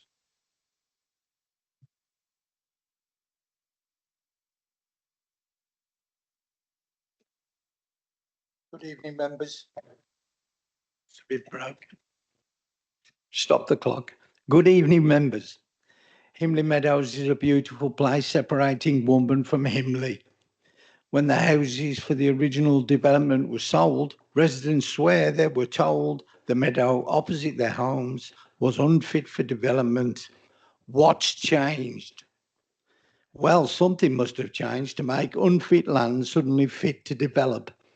The residents are concerned about the loss of surrounding habitat, harm to the landscape, and the presence of two massive water pipes that cross the site, which should never be built over, even with a road. More concerns for residents' proposals are to go through the existing site with no exits onto no new exit onto the Bridge North Road. County Council has to look at itself for this. This would force more traffic into the single exit off the site and onto the Bridge North Road, which other people have spoke about tonight, which has seen its fair share of accidents and fatalities. Within 25 yards of there were 2 fatalities, of which I'm sure it must be took into things will only get worse. The site is as far as possible in Womburn from sustainable transport, and that must be considered. And residents will be dependent on cars. That is not sustainable. Now to my main arguments. This is the green belt, not grey belt. I challenge the argument for grey belt because this land is necessary to separate Womburn from Himley, and we know there are proposals to make Himley bigger already. This is supported by Core Policy 2. There are issues over sewer capacity, which are covered by Core Policies 1 and 13. Severn Trent does not yet know the sewer capacity, and this needs to be established even before a decision can be made. Don't give Womburn more sewage in our rivers. Harm to the landscape. The applicant says there would be moderate to major adverse effects on the landscape. For some reason, planning officers discount this.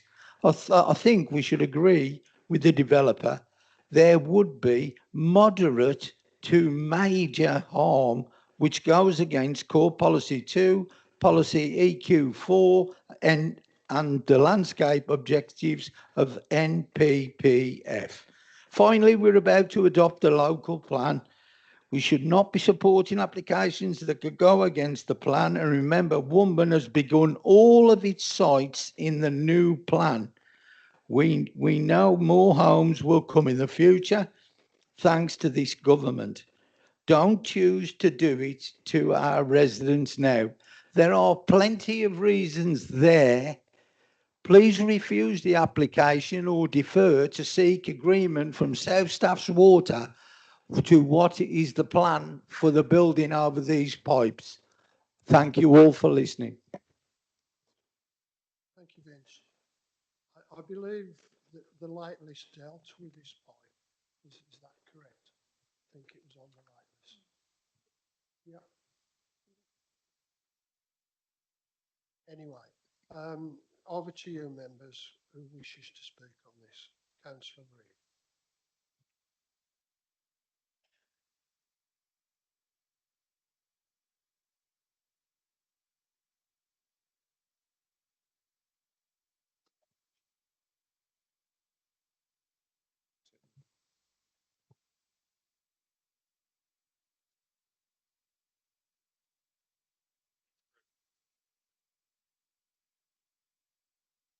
We're on there. When I arrived at the site meeting, I was greeted by Save Our Green Belt. And that was the first question I put to the officer. And the explanation that I had showed that it was not green belts, it was grey belts. Whilst we want to protect what we want to protect, if it's been designated officially as grey belt, how can we stand and say it's green belt? We can't. I don't think we've got a leg to stand on. This was approved. Oops, sorry, yeah. This was approved at the site allocation meeting. No, I should have explained things. Yeah, through you, Chair. So being clear on what is the development that was next door to the existing homes that were built in the last couple of years. Those homes were in the green belt, but the site allocations document took the land out of the green belt and allocated it for homes. In response to one of the points that's been made, in fairness to the applicant, they have always promoted a much bigger parcel of land. So what has been built plus what we're looking at before us tonight has always been the land submission that's been put to the council. In the site allocations document, if members recall, it's a two-tier system. So we had the core strategy that set the number and the site allocations had to find the land. Because we already had a development coming forward on the Pool House Road and Beggars Bush Lane, this was the final site to be selected for various reasons, and we only needed to find approximately 80 homes. So we didn't look at the full site because we didn't need to, and we couldn't because we needed to have exceptional circumstances to release land from the Greenbelt. And so the decision was taken to use the field boundary, and that's what is now being referred to as phase 1. So ultimately, this bit has been put forward, but what we're looking at tonight in terms of the grey belt, it is fully considered in the officer report in under section green belt and grey belt 6.1.15, and in specifically 6.1.21 addresses that we're at the same nub of Womben is a village, and it's very clear that urban sprawl of built-up areas does not apply to villages. Again, the office report goes into great detail as to how it has been determined to be grey belt, but the council's own separate evidence, which has been done independently and is part of the next local plan, also confirms that this area is grey belt. So we are satisfied that it does meet the requirements of grey belt. Thank you, Chair. Back to you, Councillor Reid. Thank you, Mr. Chairman. I think it's very useful with that explanation for us all to understand exactly where we are, because the argument, as we've heard tonight, is green belt, and we're not building on green belt.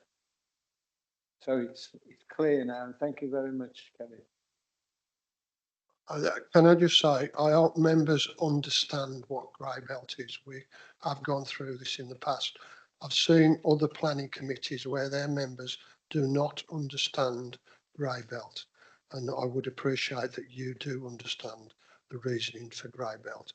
I do reiterate it's unfortunate that we're having to take a lot of houses in South Staffordshire, but it's the government policy of the day and we have to adhere to that.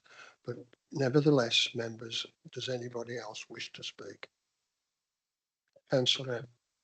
Yes, thank you. Yes, just a few questions. I'll run through these all together. My first question, thank you for confirming in the report the site's not on the emerging local plan.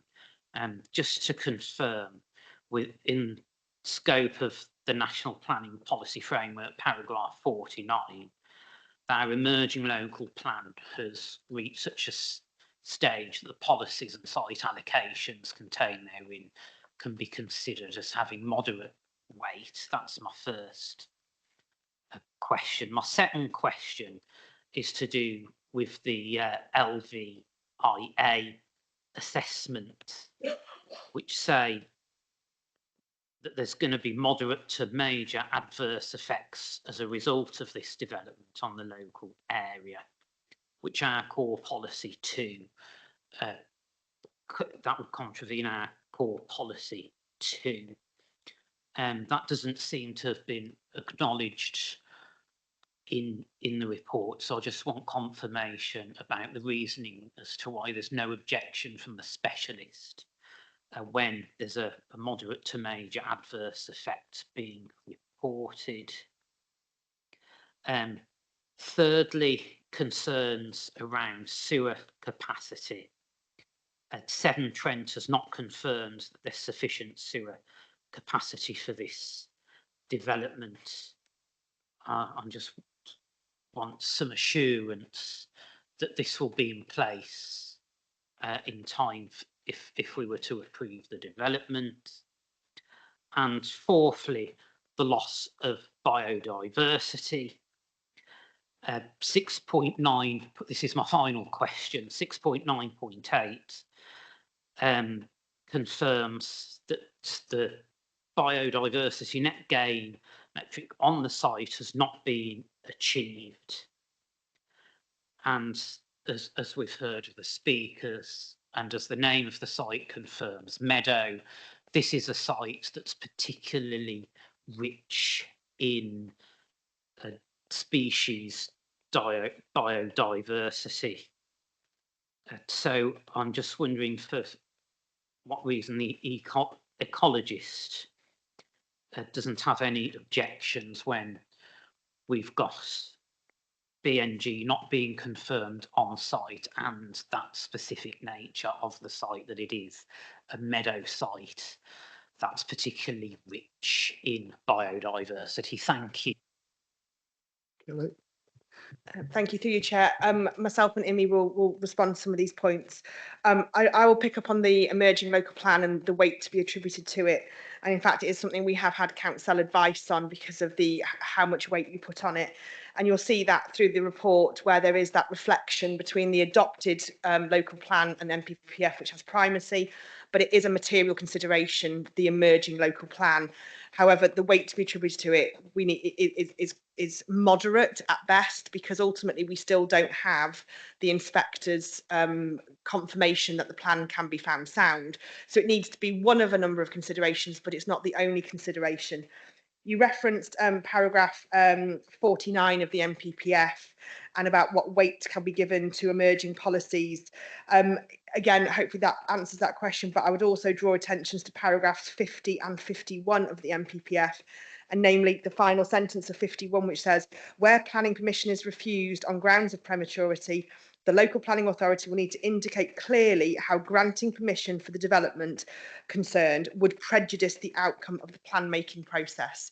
And I would contend with you that the approval of 90 homes in Womben would not undermine the integrity of our emerging local plan. I appreciate it's a site that we haven't looked at, but ultimately that's because of the current local plan took the decision to allocate in tier 1 villages for further greenbelt release. I'll hand over to Imi now to pick up the point on the landscape impact visual assessment. Thank you, Kelly. So the independent review didn't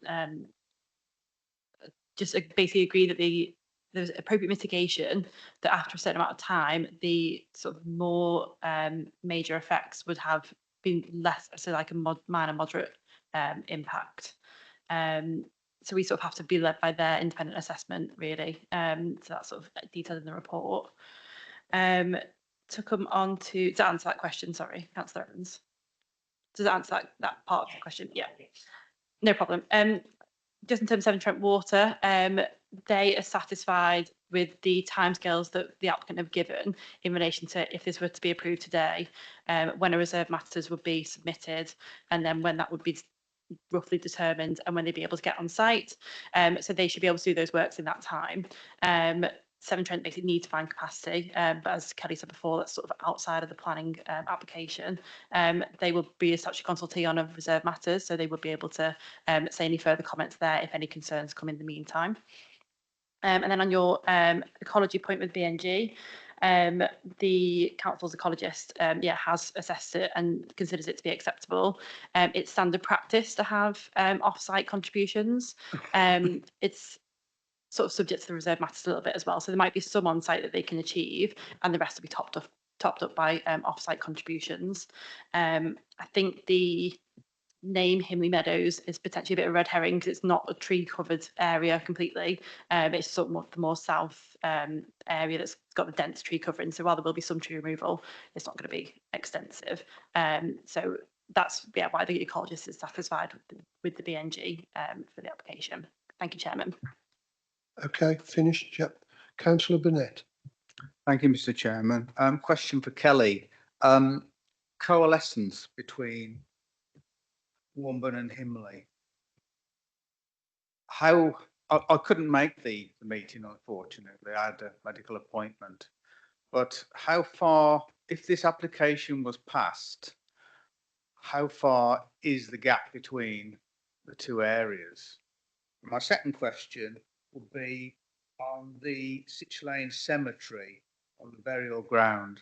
Again, if the application was passed, how would that restrict the expansion of the cemetery, knowing that cemeteries, obviously with a growing population, etc., are needed all over the place?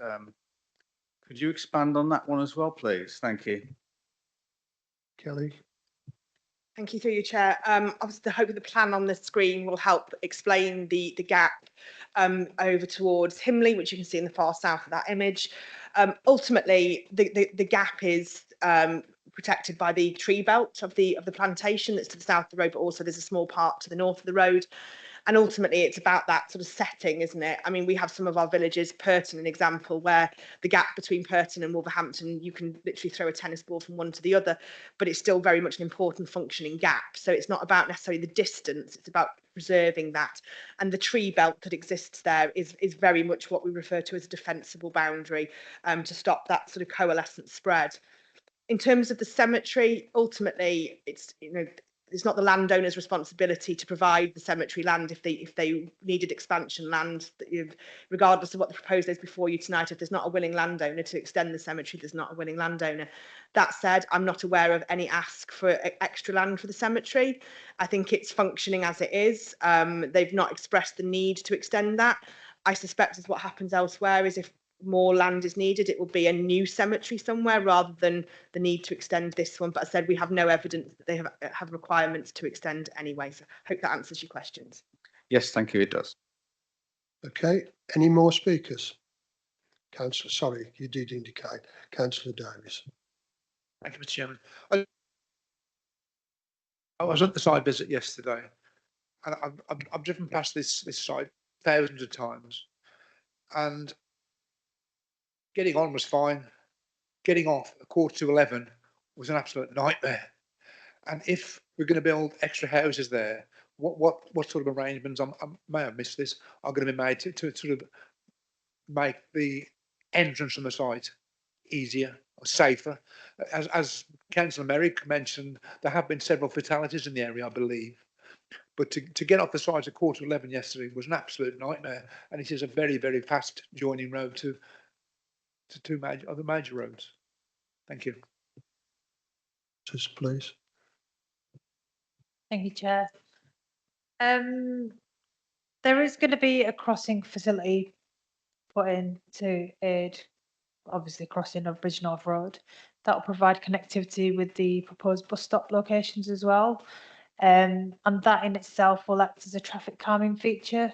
But ultimately, I don't think there's any pattern of or clusters of accidents that are available in our records to show that there are any issues at the site access as it is. Junction capacity assessments have been undertaken several times, as I wasn't happy with the original ones, to make sure that the correct geometry has been inputted and the correct traffic flows have been inputted, and it's not showing that there's any junction capacity issues. So unfortunately, there's nothing else that I could request to change the existing site access to accommodate the proposed development. Thank you. Do you want to come back?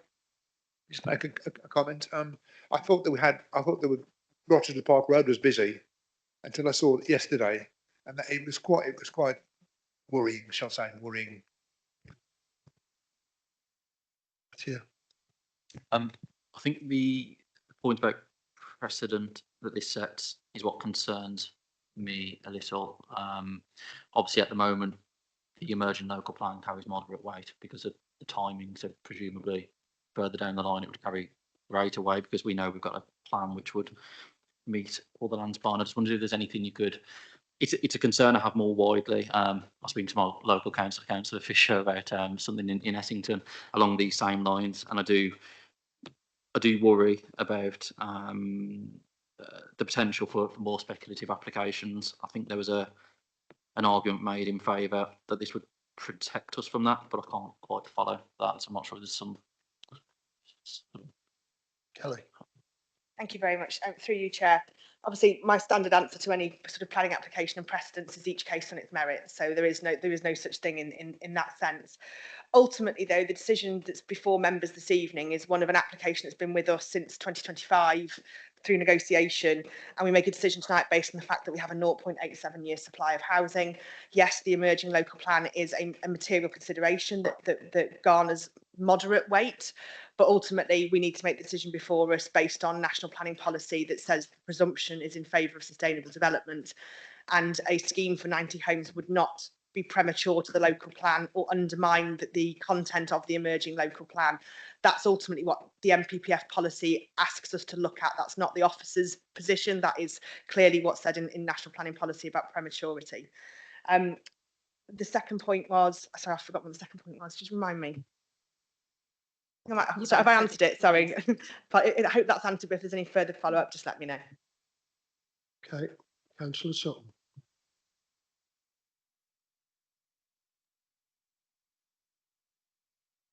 I think you know what I'm going to say, Chair. It is a directed question to you. I've sat here for 14 years on the Planning Committee. I appreciate what Kelly and her team are talking about, the emerging plan. I appreciate the lack of housing supply under the new NPPF. My big concern for our residents, both on the previous application, and I lived in Purton in the 80s, and we had no water pressure then. And we're going back, we are putting in applications, speculative or within the site allocation, with no water infrastructure. It is not a planning consideration, but you and I know that we speak to our residents who have problems with sewage, problems with surface water, and problems with water provision. I asked before, we've had conversations outside of this committee. We continually sit here approving or refusing planning applications, but we have no basic water infrastructure for South Staffs to provide for the properties that we are authorising or refusing to be built. How on earth are we going to get through this, Chair? You keep asking us to approve or refuse these applications, but nobody from Severn Trent is sat up there with highways telling us what they're going to do to improve our water. And I'm sorry, it really frustrates me. It's been frustrating, but in the last 2-3 years, and I've been here for 14 years on this planning committee, the last 2 or 3 years, the one thing that comes up time and time again for residential planning applications is the water provision. And we're getting nothing from Severn Trent. I appreciate, Chair, I'll put you on the spot again, but how we got on with that letter we sent last time? Councillor Sutton, you haven't put me on the spot. Ellen, our previous officer that's now left, did write a letter to Severn Trent, and I think Kelly's got something to say on that. I will say, I do read the national press, and this has been brought up that we're approving all these houses and there's going to be a problem with water supply. I agree, it's a national problem. But Kelly will go through what we did as regards to your request. Thank you. I'll pick up the matter of this application first. And 6.8.8 of the report sets out the issues that you've addressed there and what the intentions are. And I hope you'll agree that condition 11, which is a pre-commencement condition, is a really robust one, that no development shall take place until a fully detailed surface water drainage scheme for the site has been submitted and approved in writing. And then it goes on about other water facts there. So if that needs to be discharged, that hopefully will give you the comfort that we recognise that we wouldn't want to see homes being built where there wasn't an adequate water supply or drainage. The point in terms of Severn Trent Water, I have met with them about a week ago, but in the capacity of the new local plan. And as with all organisations, the people who deal with that aren't the people who deal with planning applications. I have advised them they were going to come back to me by the end of this week with the contact for planning applications. I did advise them of Councillor Cope's position on it, and that if we didn't have a response by the end of this week, we'll be formally writing again. So I wanted to say it's very much a live issue that I will be picking up, but they are aware that we will be sending another letter, because it's not acceptable the situation we found ourselves in with their engagement on planning applications. Thank you, Chair. Okay, do you want to come back? Thank you for the try. Severn Trent are not engaging both with local councils in relation to that water provision. And at some point, we have to make a stand as a planning committee and say no more until we get some positive responses. We have had an overview and scrutiny a couple of years ago. A guy come who wasn't, his pay grade wasn't high enough to answer the questions, but certainly he suggested that the water infrastructure in South Staffordshire is over 100 years old and cannot provide for any more housing. And at what point do we as a planning committee say we can't determine these if we can't provide a basic necessity? I hear what you say, Councillor Sutton. I don't think that in itself is a reason to refuse an application. And you're right, we need to put them on the spot. So I accept what you say. Any more speakers? Councillor Reid. Thank you, Mr. Chairman. I'd just like to ask whether highways, any consideration is given to the type of traffic that's using that particular road from the Bridge North Road, which is the major rabbit run, as they call it, from Telford to Dudley. And it's heavy traffic that's using it. I just wondered whether that is taken into consideration when you're designing what's necessary for a new build. Yes, it is. It's not just total vehicles, it is the type of vehicles that we use, and the assessment, the calculation is called a passenger car unit. So it's a conversion factor, 5.75 metres is equal to 1 PCU. So that's taken into account freight, buses, cycles as well as cars. So yeah, they're considered in the capacity assessments. Thank you. Okay. Any more speakers? Councillor Evans. Thank you, Mr. Chairman. I've listened to the debate tonight with interest and all the points that have been raised. And what I'd like to do now is put forward a proposal for refusal for this site. There's 2 points I want to bring into that. The first is the consideration of our advance stage of the emerging local plan, of which this site is not on, which we can afford moderate ways. And the second area, which I wasn't satisfied on, is this this visual assessment, where the report actually states that there's a moderate to major adverse effect that would be caused as a result of this development. This contradicts our core policy too. And I'd like to put a significant weight on that and propose refusal. Thank you. I'll come back to you in a moment because you need a seconder, but Councillor Steele has indicated behind you he wishes to speak. So I will come back to that proposal. Thank you. Yes, thank you, Chairman. I would like to, with your permission, to discuss a technical point regarding policies of the emerging local plan. Because last month we were told that they carry no weight. So what's changed in 3 weeks and a bit? We were told from the top, I was told a new policy of the emerging local plan, which was not addressed in that officer's report, carried no weight. And I have it on Phil. You want to address that?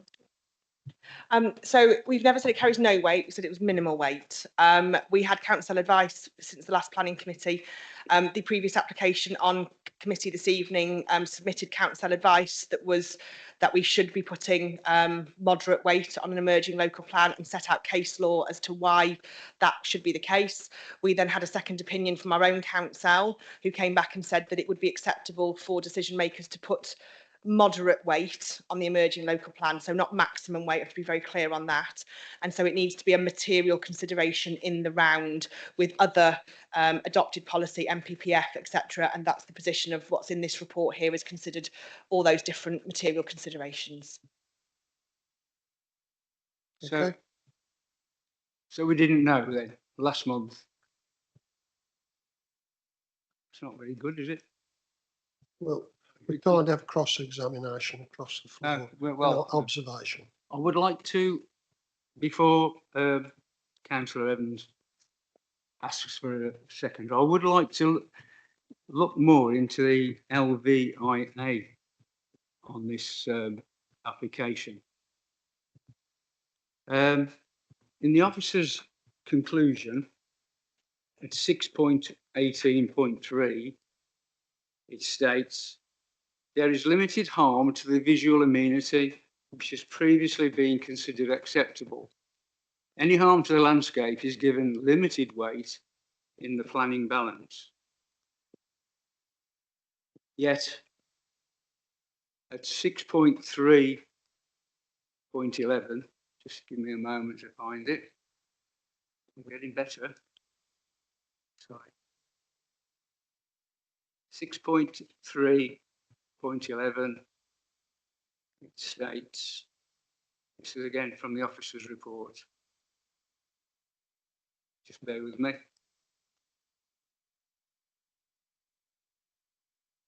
Here we are.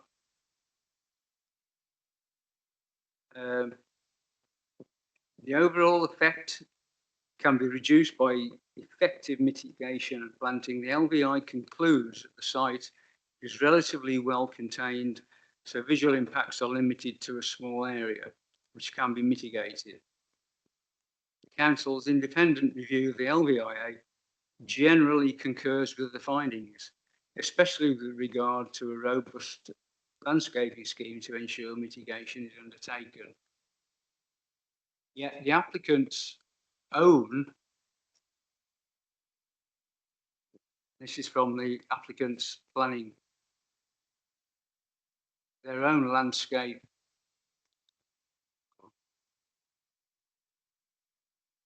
and visual effects, 6.5.1. In combination of sensitivity and magnitude, the proposed development is appraised to result in a moderate to major adverse overall effect. This is actually in the planning application from the applicant. This is largely due to the introduction of built form and access points in close proximity to this receptor.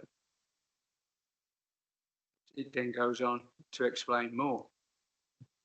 So the Arthian review, who are appointed by this council to review the LVIA of the applicant. Should I find that? Just bear with me.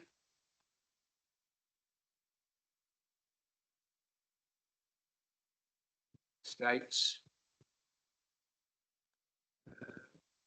Just get my right. 1.2.1. Sorry. I think this is important actually. Just bear with me. Recommendations. This is Arthian's review of the applicant's LVIA. Site level landscape effects. For clarity and transparency, the LVA should explicitly distinguish between landscape character effects at the site level and those affecting surrounding settlement edge landscape, and consider whether the magnitude of change to the site itself is more appropriately described as medium high or high with major adverse effects at completion. I think the officers' reports downplayed the LVI effect. Obviously that's a matter of opinion. Also, at 1.10.2, the conclusion of our independent assessor of the LVIA, it states, however, in relation to the site itself, the review considers that the LVA's conclusions understate the magnitude of landscape change. The replacement of predominantly open land with residential built form, access routes and engineered features represents a fundamental and permanent change to the site's landscape character. In professional judgment, it would be reasonable and consistent with GLVIA3 practice for the LVA to report a medium high or high magnitude of change at the site level. Major adverse effects at completion, particularly where site level landscape character is not assessed separately from the surrounding context. And there's also a mention of cumulative effects. Now, it was interesting to hear from one of the speakers that there's a site quite close by. I think it's been received by people. I'm not really sure. So I'm concerned about the cumulative effects in close proximity to the boundary of Himley and Womburn. I don't know if I give me clarification on that, Kelly, thanks. You observe them? Yeah, sorry. Thank you, through you, Chair. I've got various pages open. Unfortunately, when you share your screen, you can't actually use your laptop, so it's really quite limiting. So just want to pick up on this because I think we need to kind of go back to the fundamentals of what an LVIA is and the process through which we go, because I think it might be quite helpful. So ultimately, what we're talking about here is a green field, and when you put housing or development in it, it will have a magnitude of change. That's the point, is we recognise that there is change happening.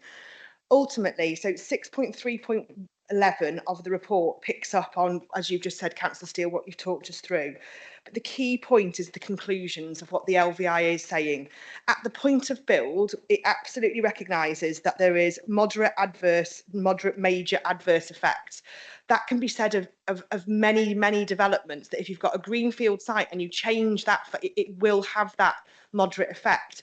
The impact and major effect, in fairness, the impact though, and what we have to look at is at the point of completion, and that is the penultimate sentence of that paragraph, is about when the scheme is implemented with all the mitigation that's required as part of the conditions and the planning permission.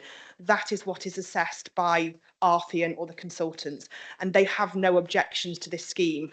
So what we've talked through there is the narrative of absolutely of their assessment and how they've gone through various vantage points to assess what that impact would be at sort of day one, but then their ultimate conclusion is what would it be like when it's completed and it's the planting has developed, and at the point at which that's what we have to assess. And that's why in the conclusion it says in 6.18.3, any harm to the landscape is given limited weight in the planning balance because it's the point of completion, and Arthian say that they have no objections to the impact on the landscape because of that suite of mitigation that will come forward with it. I hope that helps clarify. Sorry, no, I'm slightly confused. Councillor Steele, that's your opinion. Well, yeah, I'm not a professional planner. Kelly, you didn't deal with the cumulative effect point. Yeah, we do look at cumulative impact on the landscape, absolutely. It's a point at which things have planning permission or are known in the pipeline, and that is looked at through the LVIA. We've had this, for example, with our the BEST sites, that we ensure that landscape assessments, if it has got planning permission or it's a known site, it will go into the consideration in the round in the LVIA, which has happened here. Cumulatively, it has been looked at with other developments that have taken place. Okay. Now, do you want to carry on, or do I move it on to get this second? No, I've asked the question. I've heard tonight there is another site close by in the planning pipeline. So you didn't actually answer on that one, please. Councillor Steele, last night I watched a similar application in Lichfield and this question came up about cumulative effect. What the answer was, firstly, you have to have a development and see what the future ones are to see whether that's cumulative. So when the other sites do get put forward, those other sites will be looked at of whether it's cumulative. That was the answer I saw last night on this particular one. Whether that's correct or not, if officers want to endorse that, tell me the situation. Thank you through you, Chair. Absolutely. The application that's been referred to this evening is a live planning application that's not as advanced as this one, which is down in Himley for 115 homes. It's not adjacent to the site, it's in Himley. But obviously the question's been asked this evening about the kind of the coalescence potential with it, which I've answered previously about the tree belt. But Councillor Cope is absolutely right about how we look at cumulative impact in the landscape. Thank you. Can I move it on now to look for this seconder for this proposal? You happy for me to do that? Yep. Okay, we've had a proposal for refusal.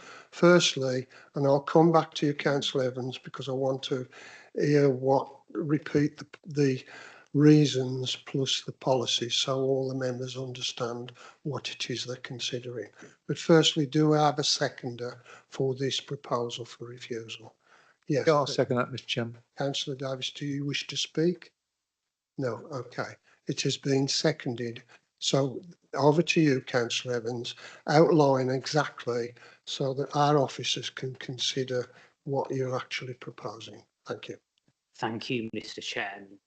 My proposal for refusal is on 2 points. The first point is to attribute the moderate weight to the fact that our emerging local plan is at an advanced stage in that it has been found, can be found sound subject to modifications by inspectors. Also on the LVIA assessments that have been drawn that find a moderate to major adverse effect would result as a result of this development. This contravenes core policy 2 of our planning policies. Therefore, I propose that this planning application be refused. I just need to clarify a couple of points. First of all, on the prematurity, the National Planning Policy says, however, in the context of the framework, and in particular the presumption in favour of sustainable development, arguments that an application is premature are unlikely to justify a refusal of planning permission other than in limited circumstances where both the development proposal is so substantial or cumulative effect would be so significant that to grant permission would undermine the plan making process by predetermining decisions of scale, location or phasing of new development central to the emerging plan. So you'd need to put forward an argument as to why this scheme for 90 homes would be so fundamental to potentially prejudice the local plan. The second point we just need as a point of clarity, the conclusion of the LVIA is minor moderate, not major moderate. So we need to be clear on that. We're absolutely clear that it's post completion, and the LVIA says it's minor moderate. It just confirms it's minor moderate. It's minor moderate, not major moderate. So the decision needs to be taken on the clear understanding that's what is in the LVIA and the assessment of the LVIA. Thank you, Chair. Okay. So members have to consider whether these reasons are strong enough for refusal. I'm going to put it to the vote. So all those in favour of refusal based on these two proposals, all those in favour of refusal, please show.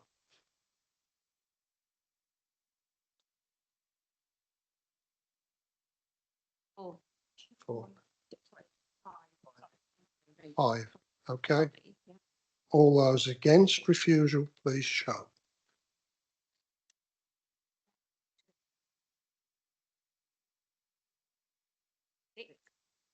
So that is, sorry, abstention. Yes, I forgot. One abstention, pardon, forgive me for that. So that is defeated. Okay. Yeah, so we now go to the substantive vote, which is the recommendation is for approval. All those in favour of approval, please show.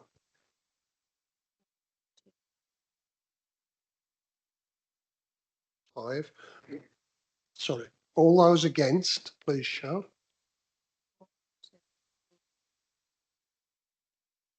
Any abstentions?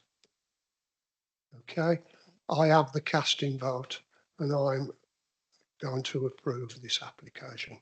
Therefore, the application is approved. Thank you.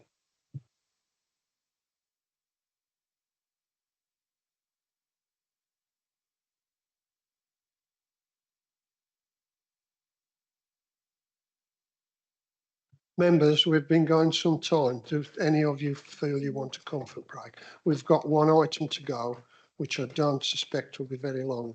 Do you want a comfort break? Yes?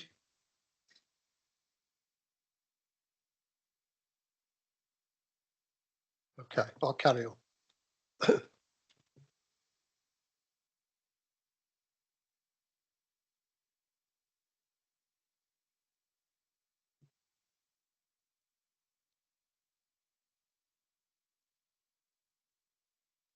Yep.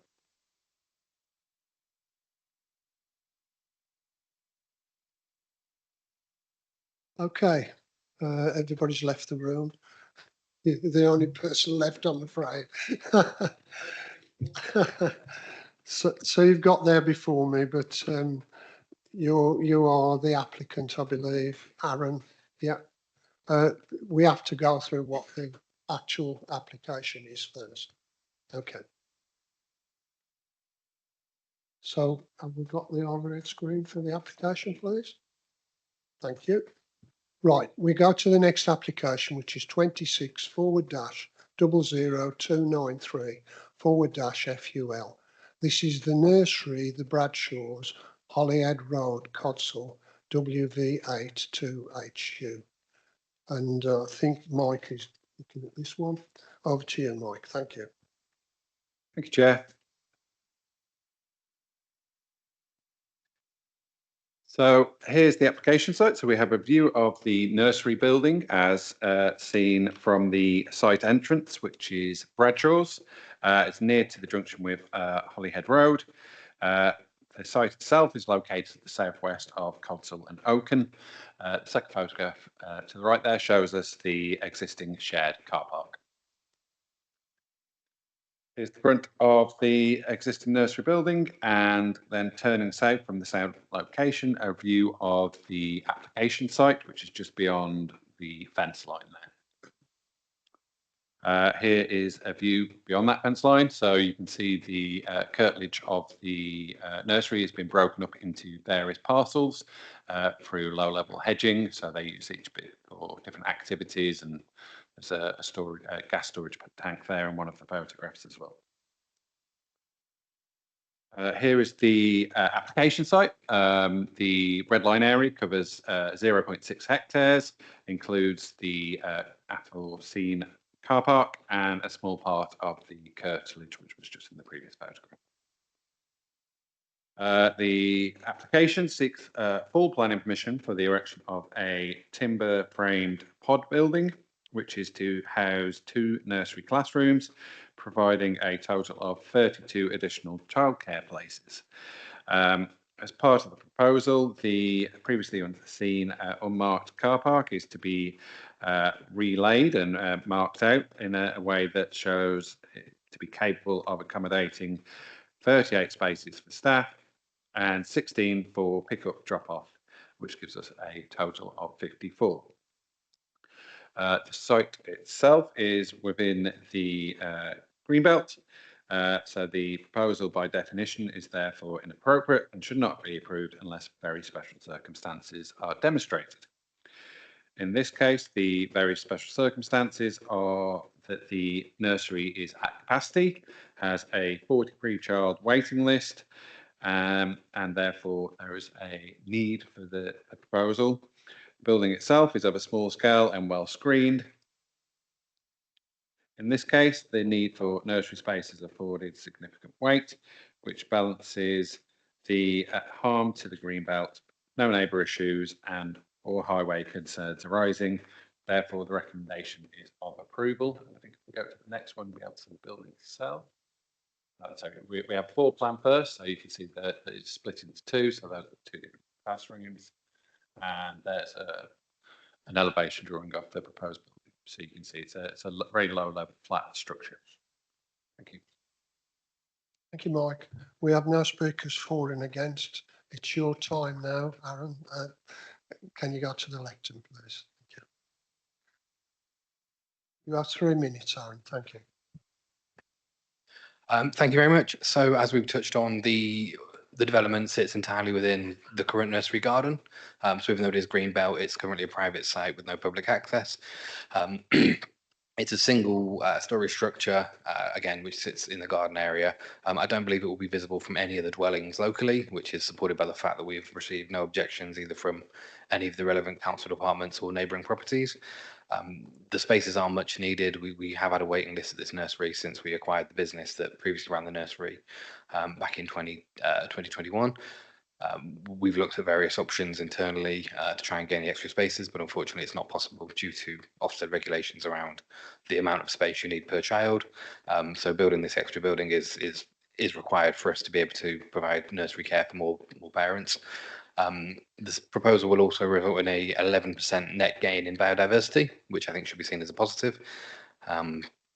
Yeah, and as was mentioned, there's no development in the car park, but it's going to be sort of re-demarked and all the spaces sort of repositioned and repainted, and to move from effectively a 46-place car park to a 54-place car park, which will more than meet any increased demand.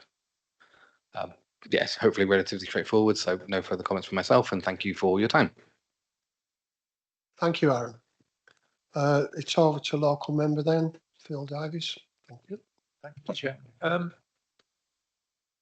have no objections at all to this application. I pass it umpteen times a week. There's a shortage of nursery places, as we've been told. It's going to create more employment, and there are no objections from any of the I'll just find my notes. Environmental health or ecology and the biodiversity net gain requirements are all met, so that I see no objections. I strongly hope that members will approve it. Thank you. Are there any more speakers on this application? No. Therefore, I go to the vote. The recommendation is for approval. All those in favour, please show. It's unanimous. That's unanimous, so that application is approved. Thank you. No. Therefore, there's no other business to conduct, so I'm going to close the meeting. Thank you very much, members, for your attendance. Thank you.